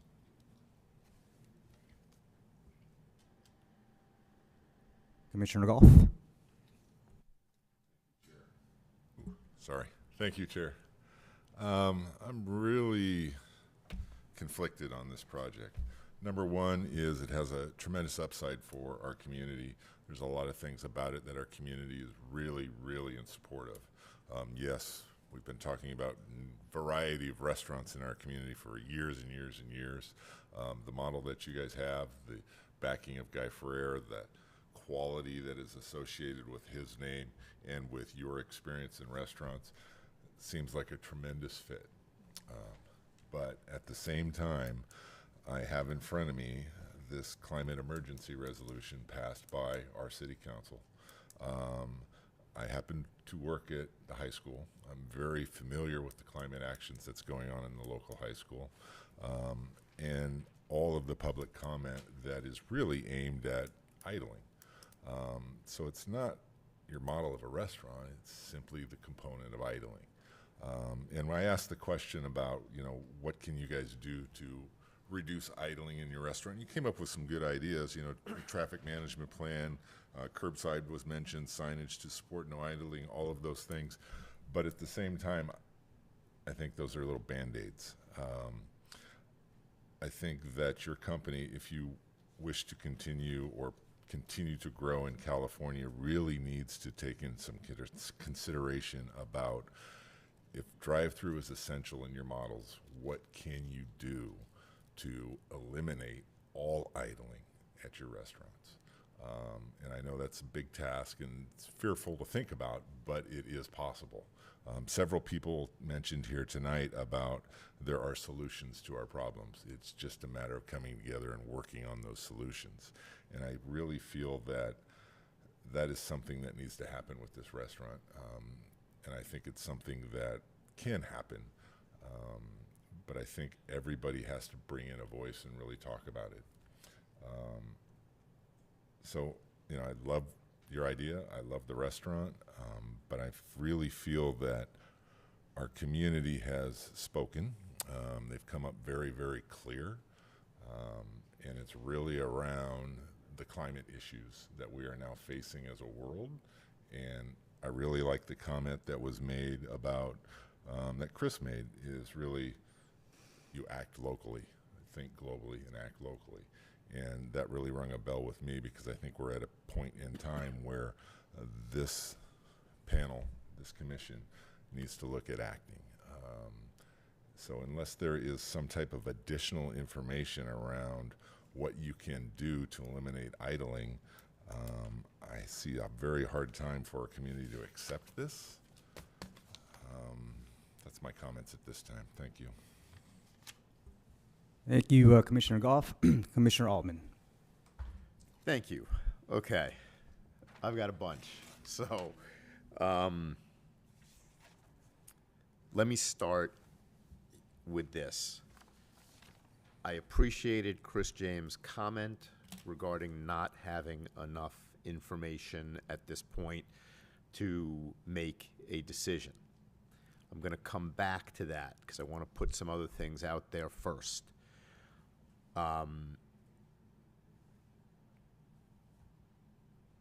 My son, my older boy, 15 years old, lives on chicken strips, chicken nuggets, chicken tenders, chicken fingers, chicken fries, however else you want to call white meat chicken breaded and deep fried, and he is exceptionally excited about the idea of Chicken Guy coming to American Canyon. So I've got a personal bias. Tied in, however, with that is I share the concerns that we've heard numerous comments on regarding climate crisis issues. That said, I also think, since I was on the commission who both supported the Circle K gas station and then supported making it the last new gas station built in this community, I think that to a certain extent, you guys are in a similar predicament. I can see us going forward and saying no more. We're not doing any further drive-throughs. I do have a concern, however, in that there have been comments that this is a property that was approved back in '08 with a drive-through concept. It's a project that you guys have been working on prior to our declaration of by City Council declaration of a climate emergency. I think to a certain extent, we need to be mature and fair in terms of how we do business as a community. And I do have some concerns that if we were to deny based upon the drive-through lane solely, that we're not living up to our end of the approach. Now, having put that out, I'm going to go back to my initial comment where I'm agreeing with one of our callers, Chris James. We don't have a current traffic study. And the traffic study that was done back in '08 for the entire project was done on a level of service model, which is no longer the model. We now use a vehicle miles traveled, VMT, instead of an LOS model. And I do think that it would give us, as a commission, a ton of insight if we were to be able to get that traffic impact analysis done before we reached any kind of final conclusion, so that we would have a better sense as to what we're talking about in terms of greenhouse gas emissions. I think additionally that, and I mentioned curbside before, I think that it would be beneficial for you guys, Chandy Hospitality, to develop an alternative just for your own knowledge, as well as to be able to share with us, and this plays off of my associate Commissioner Goff's comments, to develop an alternative with curbside only and no drive-through, and see what exactly that would look like versus drive-through plus curbside. And I think that, you know, my thinking is that we really should be doing a continuance at this point so that you guys can go and get those two things done. Because I think we just don't have enough information. And while we've received a number of comments, if we total them all up, it's probably, 5 on the phone and what was about 5 or 6 in person, plus 13, plus, I think it was 8 negatives from before. So we've got less than 50 comments in opposition, and we're a city of 20 to 25,000 people. I understand the opposition, but I do think we also have to weigh some numbers and have to take a look at some of this as well, and kind of keep that in the back of our minds. So I get there are some, very good reasons for opposition because of the climate crisis. I'm trying to, look and walk that middle ground and be sort of that, take that middle road approach as to, okay, I think, if I was hearing people don't like the restaurant, and we've heard that. We've had restaurants that we don't want in this community. So that would, influence me to a different situation. I'm looking at this and I'm going, okay, I think there's a lot of people who really would like to have Chicken Guy restaurant in American Canyon. I think the fact that you have operated successfully Mountain Mike's in town and shown, because I do know that Mountain Mike's is one of the leading places in town on the dine and donate. I see more happening with that there than I do, I think, in virtually any other location. So I accept your comments that you actually do look to give back to the community. So I think there's a lot of positives. There's one major issue and there's one major negative, and that is the greenhouse gas emissions tied to the drive-through, which is why I'm making the suggestions that I'm making. And I think that doing an analysis of a curbside only, I'm not saying that that's, what we would necessarily come down on the side of, but I think you need to do that analysis and be able to show us what the profitability would or wouldn't be versus how it would compare to having curbside plus drive-through, And I think we also do need to understand the traffic impacts and have the traffic impact analysis update completed before we go any further. So I, at this point, not seeing any other commissioners lighting up with comments, would make a motion for a continuance to our next, well, actually, I'd like to throw it out to the applicant as to how long they think they would need in order to kind of put this together and be able to come back to us, because I don't want to schedule something with too short a time frame. So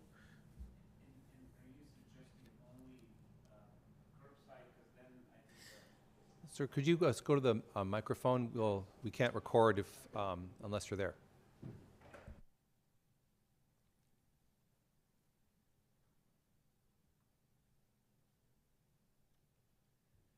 You know, I respect the comments, and I appreciate where, Commissioner, you're pointing that you have a middle ground on this, where you want to see a concept come in. The comments from Commissioner Goff, we want to be mindful. We don't want to come into a community and get a lot of negative feedback and open a business where we're just not listening to the negative concerns of the community. That's not a business owner we want to be.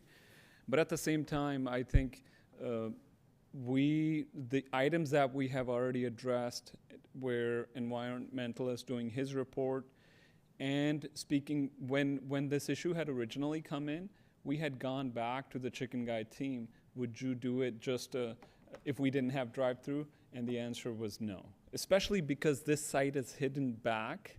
It's tucked back quite a bit.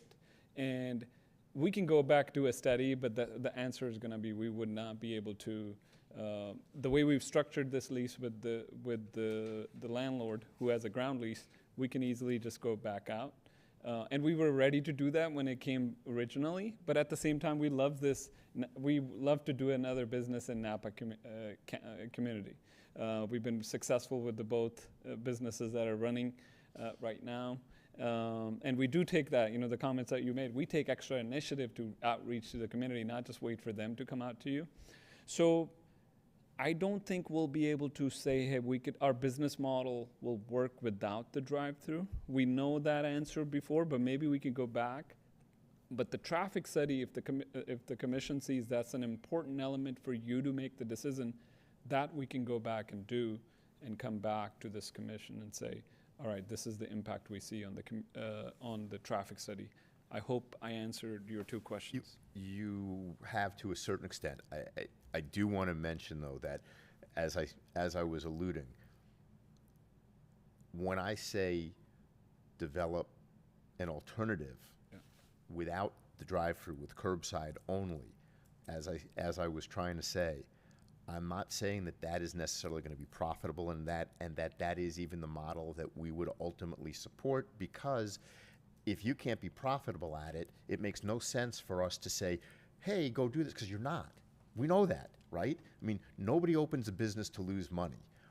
But what it would do for us to prepare that is it would give us something tangible that we can look at and we can say, aha, we get it. This is, because right now all we've got is, the comments that we know it's not going to work. Well, show us that it's not going to work is really what I'm saying. Show us as a planning commission that not having a drive-through at this location for the reasons you're citing, and I'm making no argument about, it is not necessarily the most ideal location. It is a little tucked back, but it does have, and this is the positive, and I think this is what you gentlemen are seeing from it as well, it does have good highway visibility. So that you can be seen, and people, especially new and especially the play off of Guy Fieri's name, would, I believe, be a big attraction. So that's why I am encouraging very strongly that you do go back and come to us, not just with the traffic study, but with an alternative on curbside only, just so you can show us why the drive-through is absolutely necessary, and then we can evaluate it in light of the other issues, in light of the greenhouse gas emissions versus the fact that, as I said, I think to a certain extent, we're throwing a bit of a curveball at you that may be a little bit unfair. Had we looked to process a drive-through ban as a community 2 months ago, 6 months ago, a year ago, we wouldn't be here. You wouldn't have invested the time to date, et cetera. Yeah. I think it's a little unfair to say, hey, we're gonna stop you now because we didn't address this earlier, so we let you go spend a whole lot of money, and now we're saying no for something that could have been said months ago. So I mean, get where I'm coming from. I think it's trying to take a professional approach to how we as a city do business, and not springing something on somebody last minute. Although I would say, and this is a personal caution from me, any other developers out there looking to open drive-through restaurants in American Canyon, heed the warning. Yeah. At this point, it's on the record. We're not a big fan. I think we may be open to making an exception here, and that's up to the rest of the commissioners. Obviously, it's not a one-person show, but I mean, I think that's something for you to consider. But what I'm asking, and you haven't answered, is how long will it take to put, hopefully, both a traffic study and a drive-through less alternative together? Because I don't want to say, oh, let's continue it for 30 days, or let's continue it to our next regularly scheduled meeting, which is approximately 30 days from now, if it's going to take you 60 days to prepare this, because then come 30 days, we're going to continue it again. I'd rather say up front, okay, you need 60 days to prepare this, or 45 days. Staff needs time to review it. We'll need a little bit of time to look at and consider. So let's make it 2 meetings from now or 3 meetings from now. I mean, I know we all want to do this as quick as we can, but I think we do need this additional information to be able to move forward. Yeah, and I almost want to talk with our team, so we can kind of discuss which is the right absolutely. way. Please. That's why I'm asking you guys. I want a reasonable, timeline.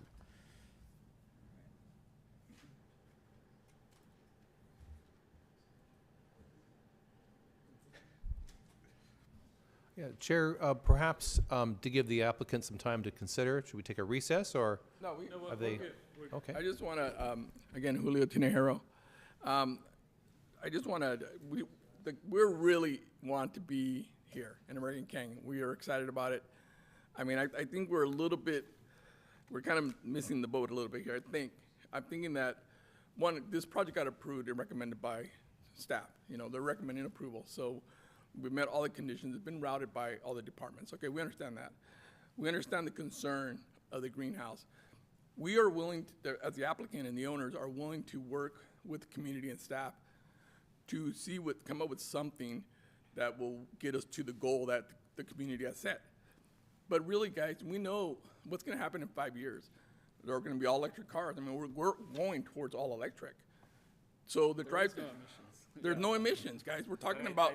I think even he brought up where we could purchase the credit to offset zero emissions. So there's ways we can do it now. We're looking short term. I think if you deny this project based on the emissions right now, you're not looking at what we can do. And once we become an all electric, I know in the building code it's all electric. I got to design buildings that are all electric. So vehicles are going to be all electric. The drive-through lanes this emission is going to be a moot point in 3-5 years. So I want to make sure we remember that the project currently meets all the requirements, is recommended approval by staff. They're recommending approval. And so we just want to make that clear. But also, I think right now you have a vacant piece of land. The city's getting like maybe this much tax on it. This is going to be a major investment on that property. The applicant's going to put in millions of dollars to make this happen. Obviously, it's going to be a big tax revenue base, which can fund a lot of these programs. I mean, I know they want to support the programs, right? Yeah. that's just another thing you want to consider. The last thing I would add, we don't think the continuance coming back to the commission would be as effective because of how our agreement with the landlord as well. We would appreciate if the commission, I'm not sure if it's the best case scenario, but if you vote, you approve or deny it today, right? And then we'll have to follow and we'll have to work with whether it goes to council, and then we can come back and do those studies if we have to go that route.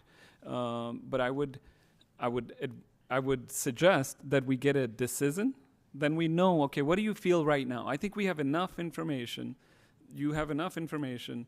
30 days, we don't know how long it's going to take. That was one of the questions I did ask. I already know that because of the requirements of Chicken Guy, they're not going to agree to it, just a curbside. So that's a no already. We've had that conversation. So I think the best case is enough information that we've given so far. I know there's negative comments, but if that's what the commission feels collectively, that we want to listen to the community and this doesn't move forward, I think you give us that decision is what we would appreciate for the time. Yeah, we would appreciate that vote rather than doing continuance, because we would have to make a decision on our end that does it make sense to continue to invest money. We've already invested 9 months into it. This is already approved project. Yeah, and I think I know you guys are on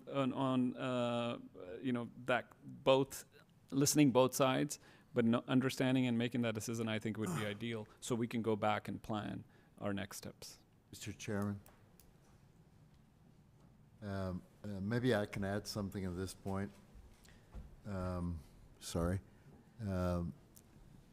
Chair and commission members, I think it always benefits the commission when there's a decision that we have a good record. This is one of these cases where I think commissioners that have spoken have articulated there's a division in the community. And when there's a division in the community, I think you're at the preliminary stage. This matter could be appealed to the city council. It's always beneficial to have evidence in the record for the decision that's being made. I understand the concept of cap and trade, but the cap and trade concept's not here in the record. I think the reference to the traffic study would benefit everyone to have that, because basically the state of the record now is we've got a 2008 analysis, we've got the BDSP. We know from other development cases that we need to update the LOS standard to the VMT standard, and that could be accomplished if condition 78E8 was done so that which is just a vehicle count, in the plain meaning. It sounds like that's something you agreed to, if that's in the record. So, I understand the concept, but, in terms of a adequate decision, whether it's by, you or the council, we need those things in the record.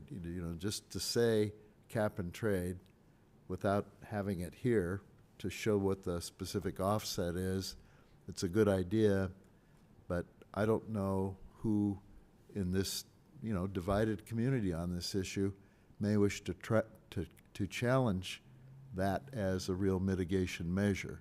So it's always beneficial to have the evidence in the record to support what you want to do. So, I think you've articulated policy reasons why it would be beneficial to facilitate your decision, but I think it's also something legal that it's beneficial to have that in the record now, quantitatively, so you can see what it is.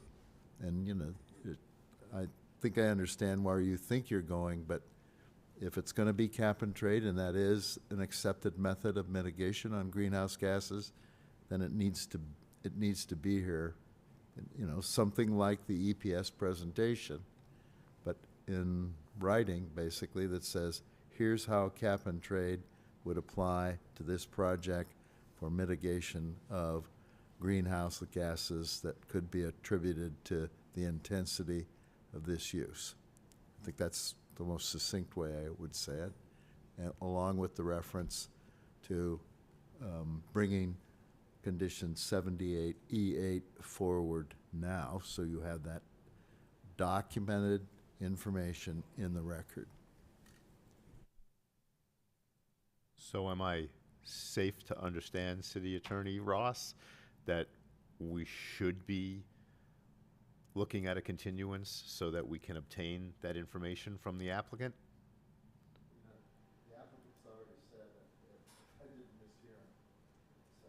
Hold on. There. The applicant's already said that due to the traffic information, I'm suggesting, you know, that it's within the discretion of the commission certainly, and the applicant, but it's if this is going to be used for mitigation, this is an adjudicatory hearing, it's an evidence hearing, it would be beneficial to have that information in the record for a decision of approval. That's about as plain as I can state it. I think that would be wise for everyone because of our division in the community. And, you know, you've all articulated that. So that's said another way. Thank you.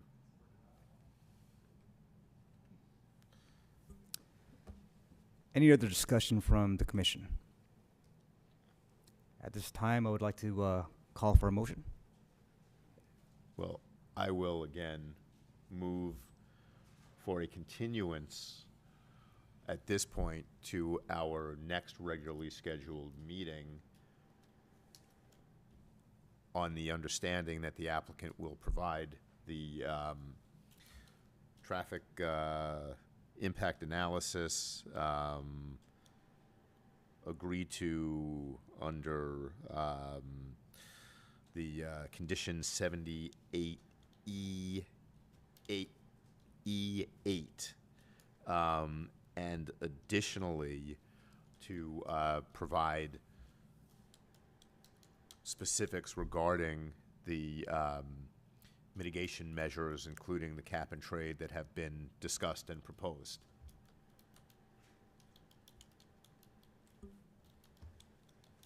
There is a motion on the floor. Do I have a second? I second. Roll call, please. Yes. Commissioner Altman, Aye. Commissioner Goff, Aye. Commissioner Mohammed, Aye. Vice Chair Cruz, Aye. Chair Malari is absent.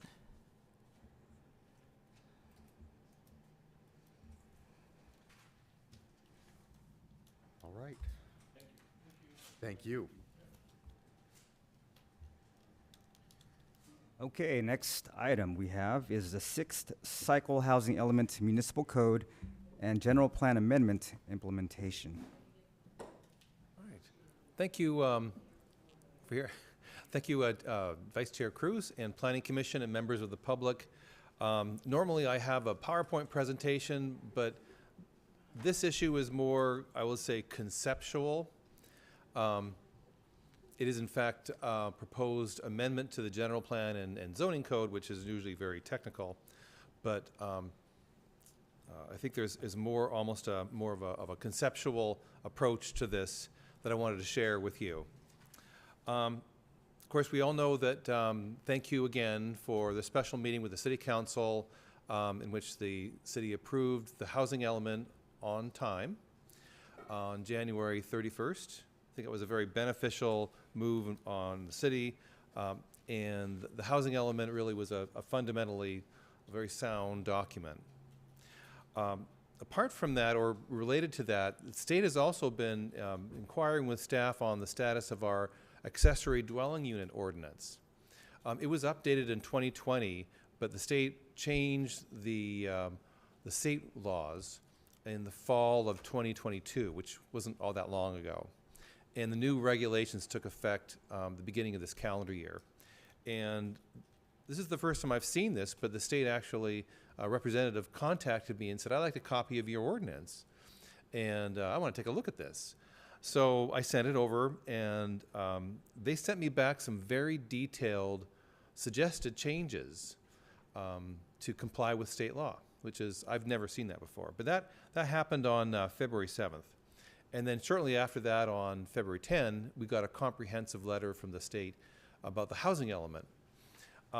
Mercifully, that letter was relatively thin. With very few comments compared to many other cities. So that's a feather on our part. And we're working very diligently on responding to the comments. One of them was, we don't believe you with your pipeline projects, basically.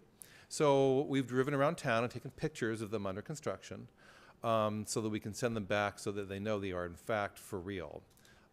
And I don't, you know, we will kind of laugh at that, but I'm sure this is in response to what they're getting from other cities. American Canyon is really a special place, and I don't think the state understands that, but perhaps they will soon.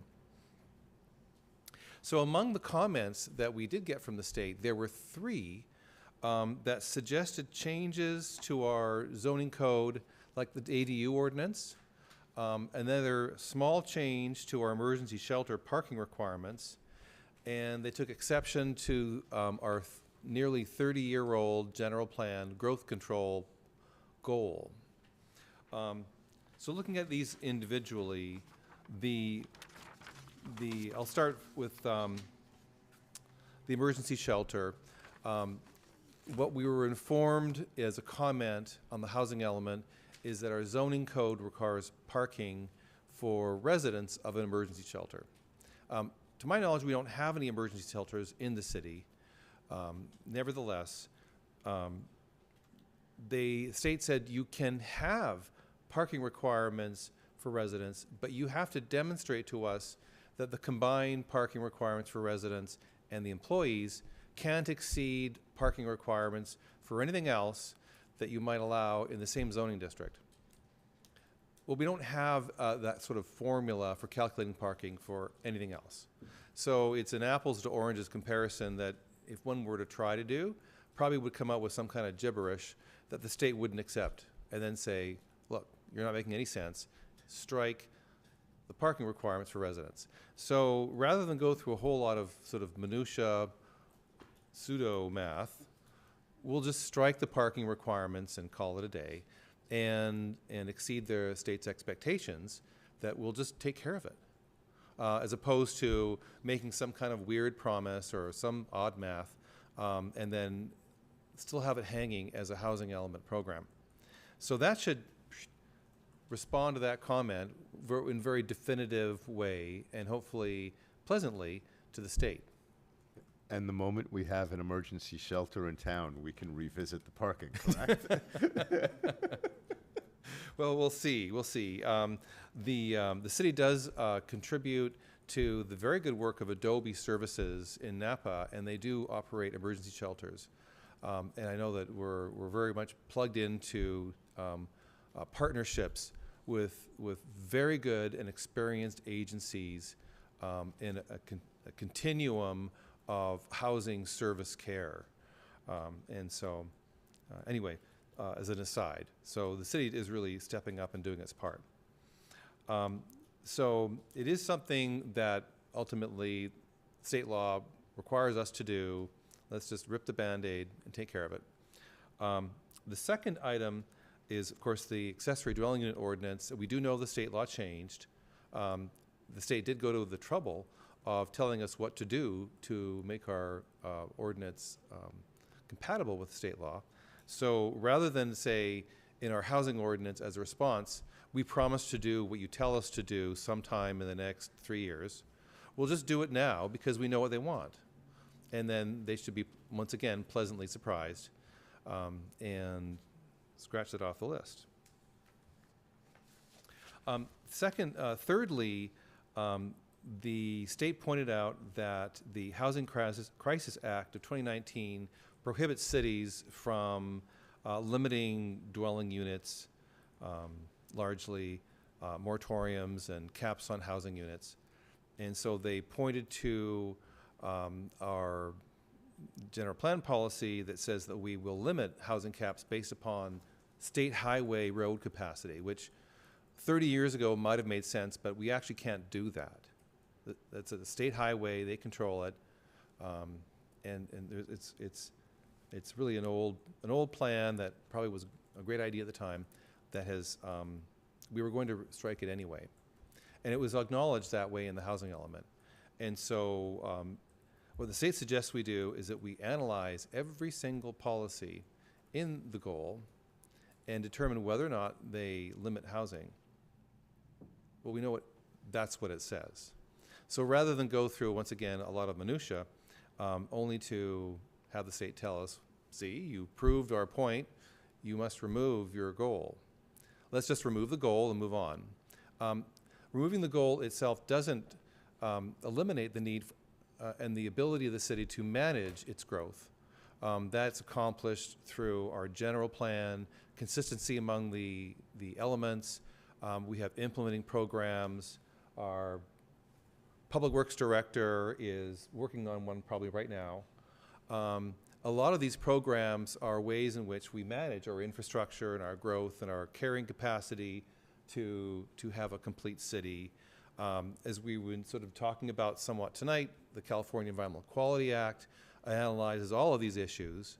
And so there are other ways in which the city can more appropriately manage its growth. And so among the staff recommendations for the commission would be to recommend approval of striking our general plan growth control goal.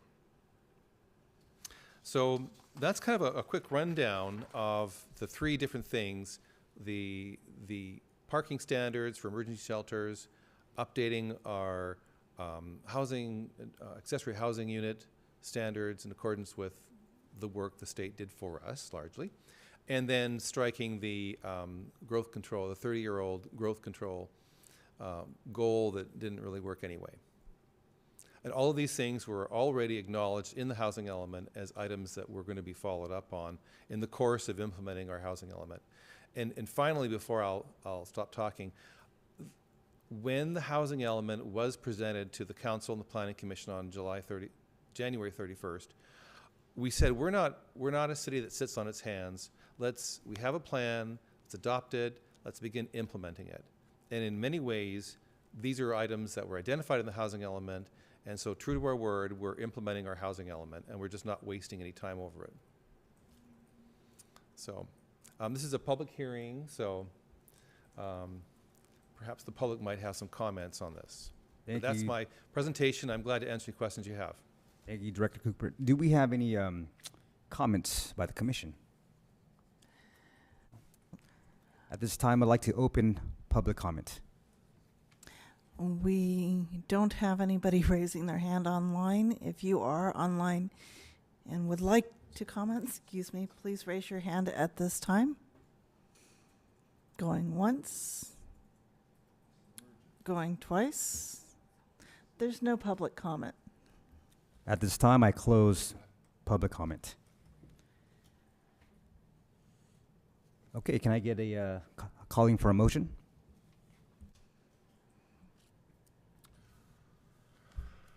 I move that this commission adopt the resolution of the Planning Commission for the City of American Canyon recommending the City Council of the City of American Canyon amend the American Canyon Municipal Code, Chapter 19.38 Emergency Shelters, Chapter 19.39 Accessory Dwelling Units, and delete General Plan Goal 1B Growth Control Policies consistent with current state law. I second. Roll call, please. Yes, Commissioner Altman, Aye. Commissioner Goff, Aye. Commissioner Mohammed, Aye. Vice Chair Cruz, Aye. and Chair Malaria is absent.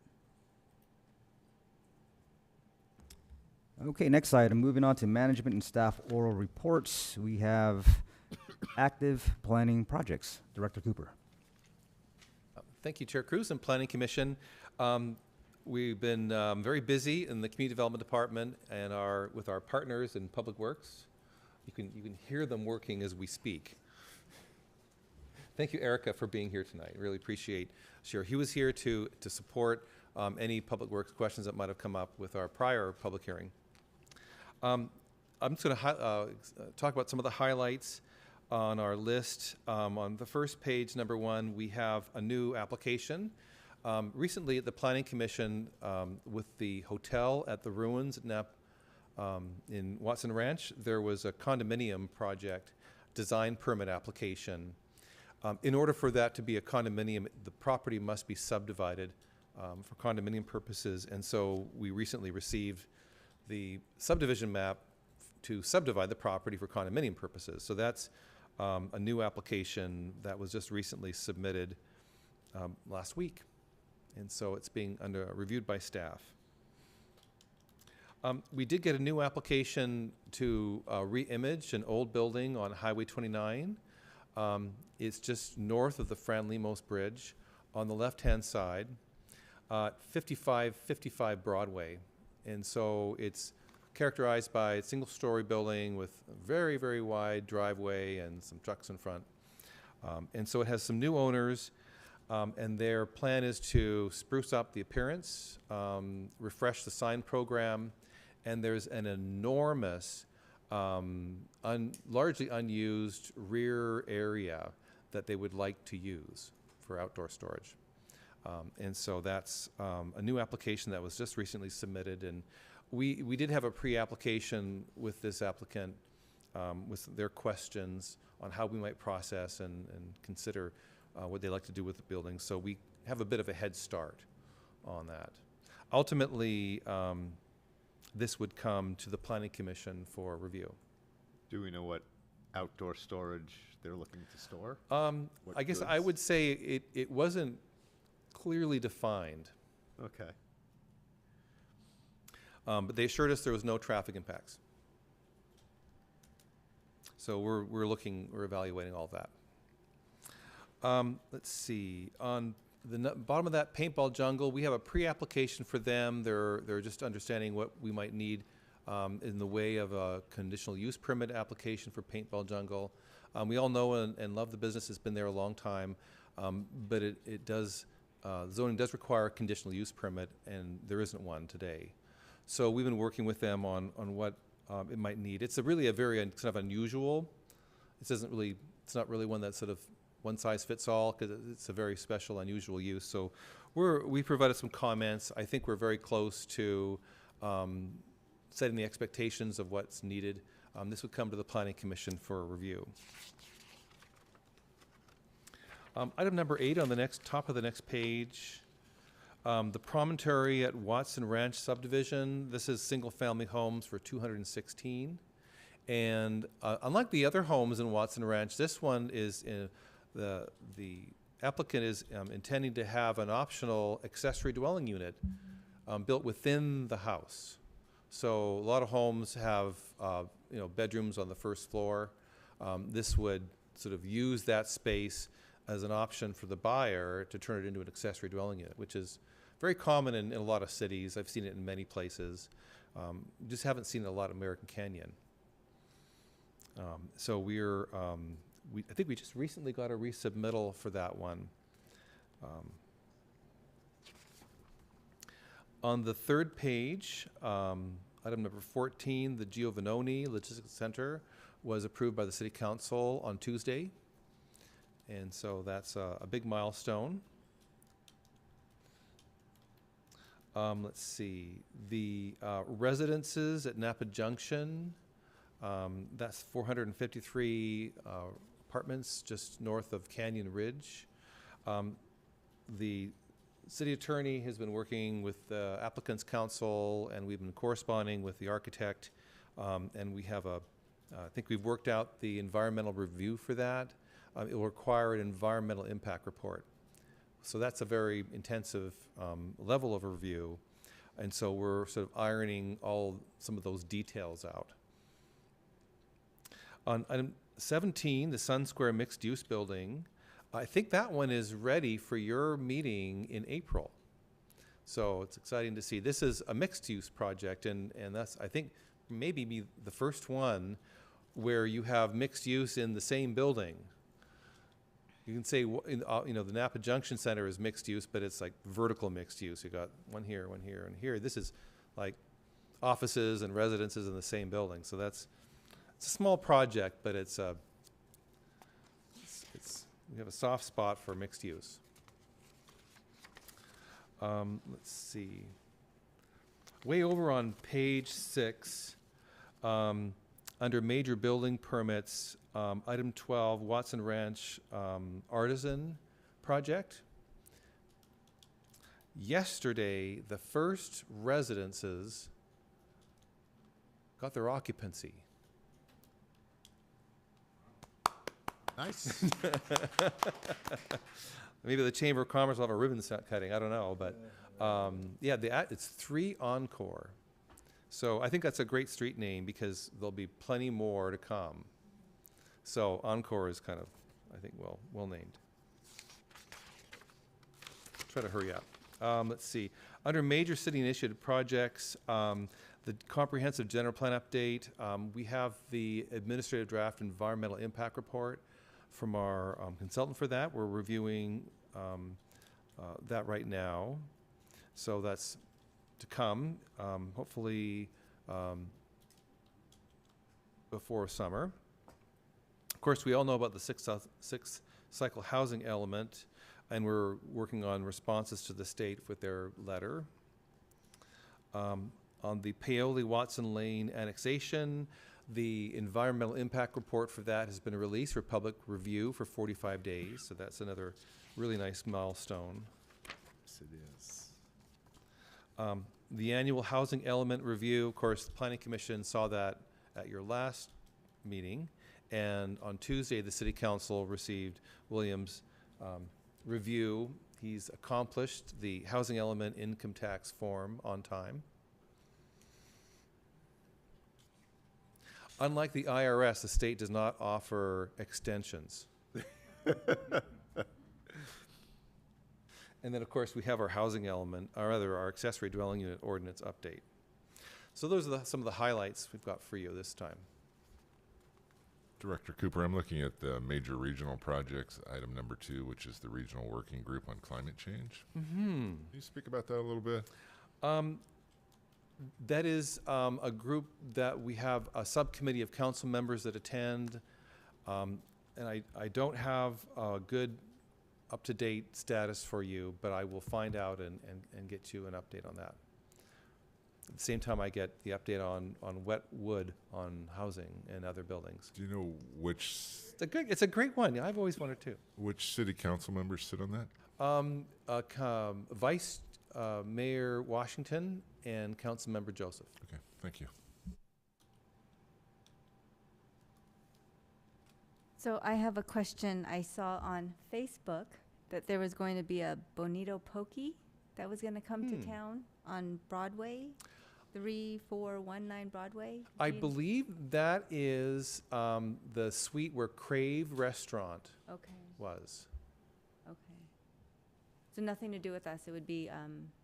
It's a restaurant now and moving to another restaurant. So we're business friendly. We just let them do it. Stay tuned for scenes. Yes. Unless they do a kitchen remodel, then they need some building permits. But other than that, the use is allowed. They might need a new grease trap, lasso.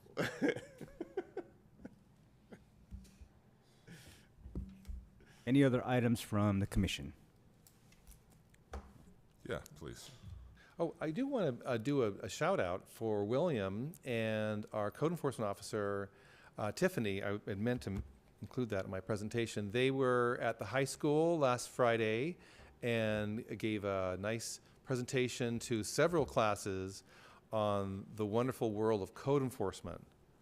And that was really great. And then William is going to be talking to some other students on how to start a business, along with our finance director. So those are some things that staff has been reaching out to do. So if I can jump in for a quick second, going back in time, we used to have an annual presentation by the code enforcement officer. Now that we're out of the COVID restrictions, might we actually get to meet our code enforcement officer in person and get a presentation at some point in 2023? Well, that's actually a very good idea. What the city council has directed each of the departments to have each division present to them what kind of an overview. And then after that, there'll be more of a regular dashboard level status report. Our department's been so busy, we're we're letting the others go first. But it's getting to be, I want to get it done before someone really notices. And we have an excellent code enforcement presentation. And so that's sort of earmarked for the council, but we can also do it for the planning commission as well. Or a joint, if it's easier. Yeah. So that would be really, it would be a great, useful discussion. The council has also requested staff to give a discussion on Airbnbs. And so that's something too that we can share or also do here with the planning commission. When Tiffany presented to the Citizens Academy, it was a really informative presentation. Mm-hmm. Thank you. And William's presentation as well. I remember his.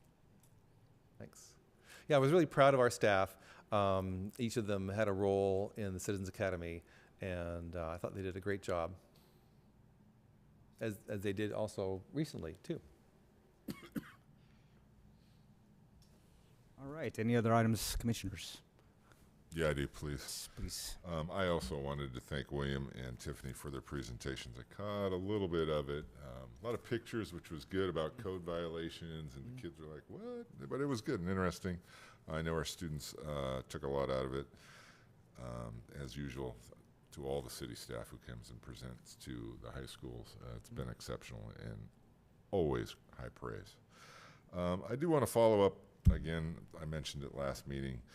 I feel the applicant who came in today was put in a little bit of a difficult position, and I really kind of blame that on lack of follow-up on the emergency climate resolution and what that means for especially this body as we do our work with new applicants, new businesses. So I would really, again, encourage the city council to provide some more guidance, some more specific related to especially idling within the city. That is the big thing that the community speaks out about, is idling. So I would love to hear some information from the city council on how we should move forward when it comes to projects that include drive-through or some type of result in idling of vehicles. So I think that would be not only wonderful for us as we continue to do our job, but I think it would make it a little bit better on proposed businesses who are coming into town to really have a good understanding of where our city sits in relation to this emergency climate resolution. And that's all I have. Thank you. I completely agree with Commissioner Goff on that. And whether, again, that be something that the council just wants to give us sort of direction, or whether they want to do sort of some kind of working meeting, joint meeting or whatnot to discuss. I think we'd all be open for whatever. It does go to a suggestion that I believe I have made to you, Director Cooper, in the past, that at the beginning of each year, the Planning Commission and the City Council should have some sort of joint get-together meeting to discuss issues like this, so we don't wind up in the kind of situation that Commissioner Goff has just brought up, which we've wound up in on a few occasions, not often, but on a few occasions, and it makes it a little uncomfortable for everyone. So, and then if I can jump in, since I'm already stealing your thunder, sort of, with a couple of very quick commissioner items. We got a few holidays coming up, so I just want to wish everybody the happy various holidays. I believe that Ramadan has started, So I believe the appropriate saying is Mubarak Ramadan. So I hope I get that right. We also have coming up Passover, or in Hebrew, Pesach, and wish everyone who celebrates a happy Passover. And then we have Easter coming up as well. So hope everyone has a happy Easter. And I think we got everything covered. I hope. If I missed, I apologize. Okay, time is 8:50. Meeting adjourned.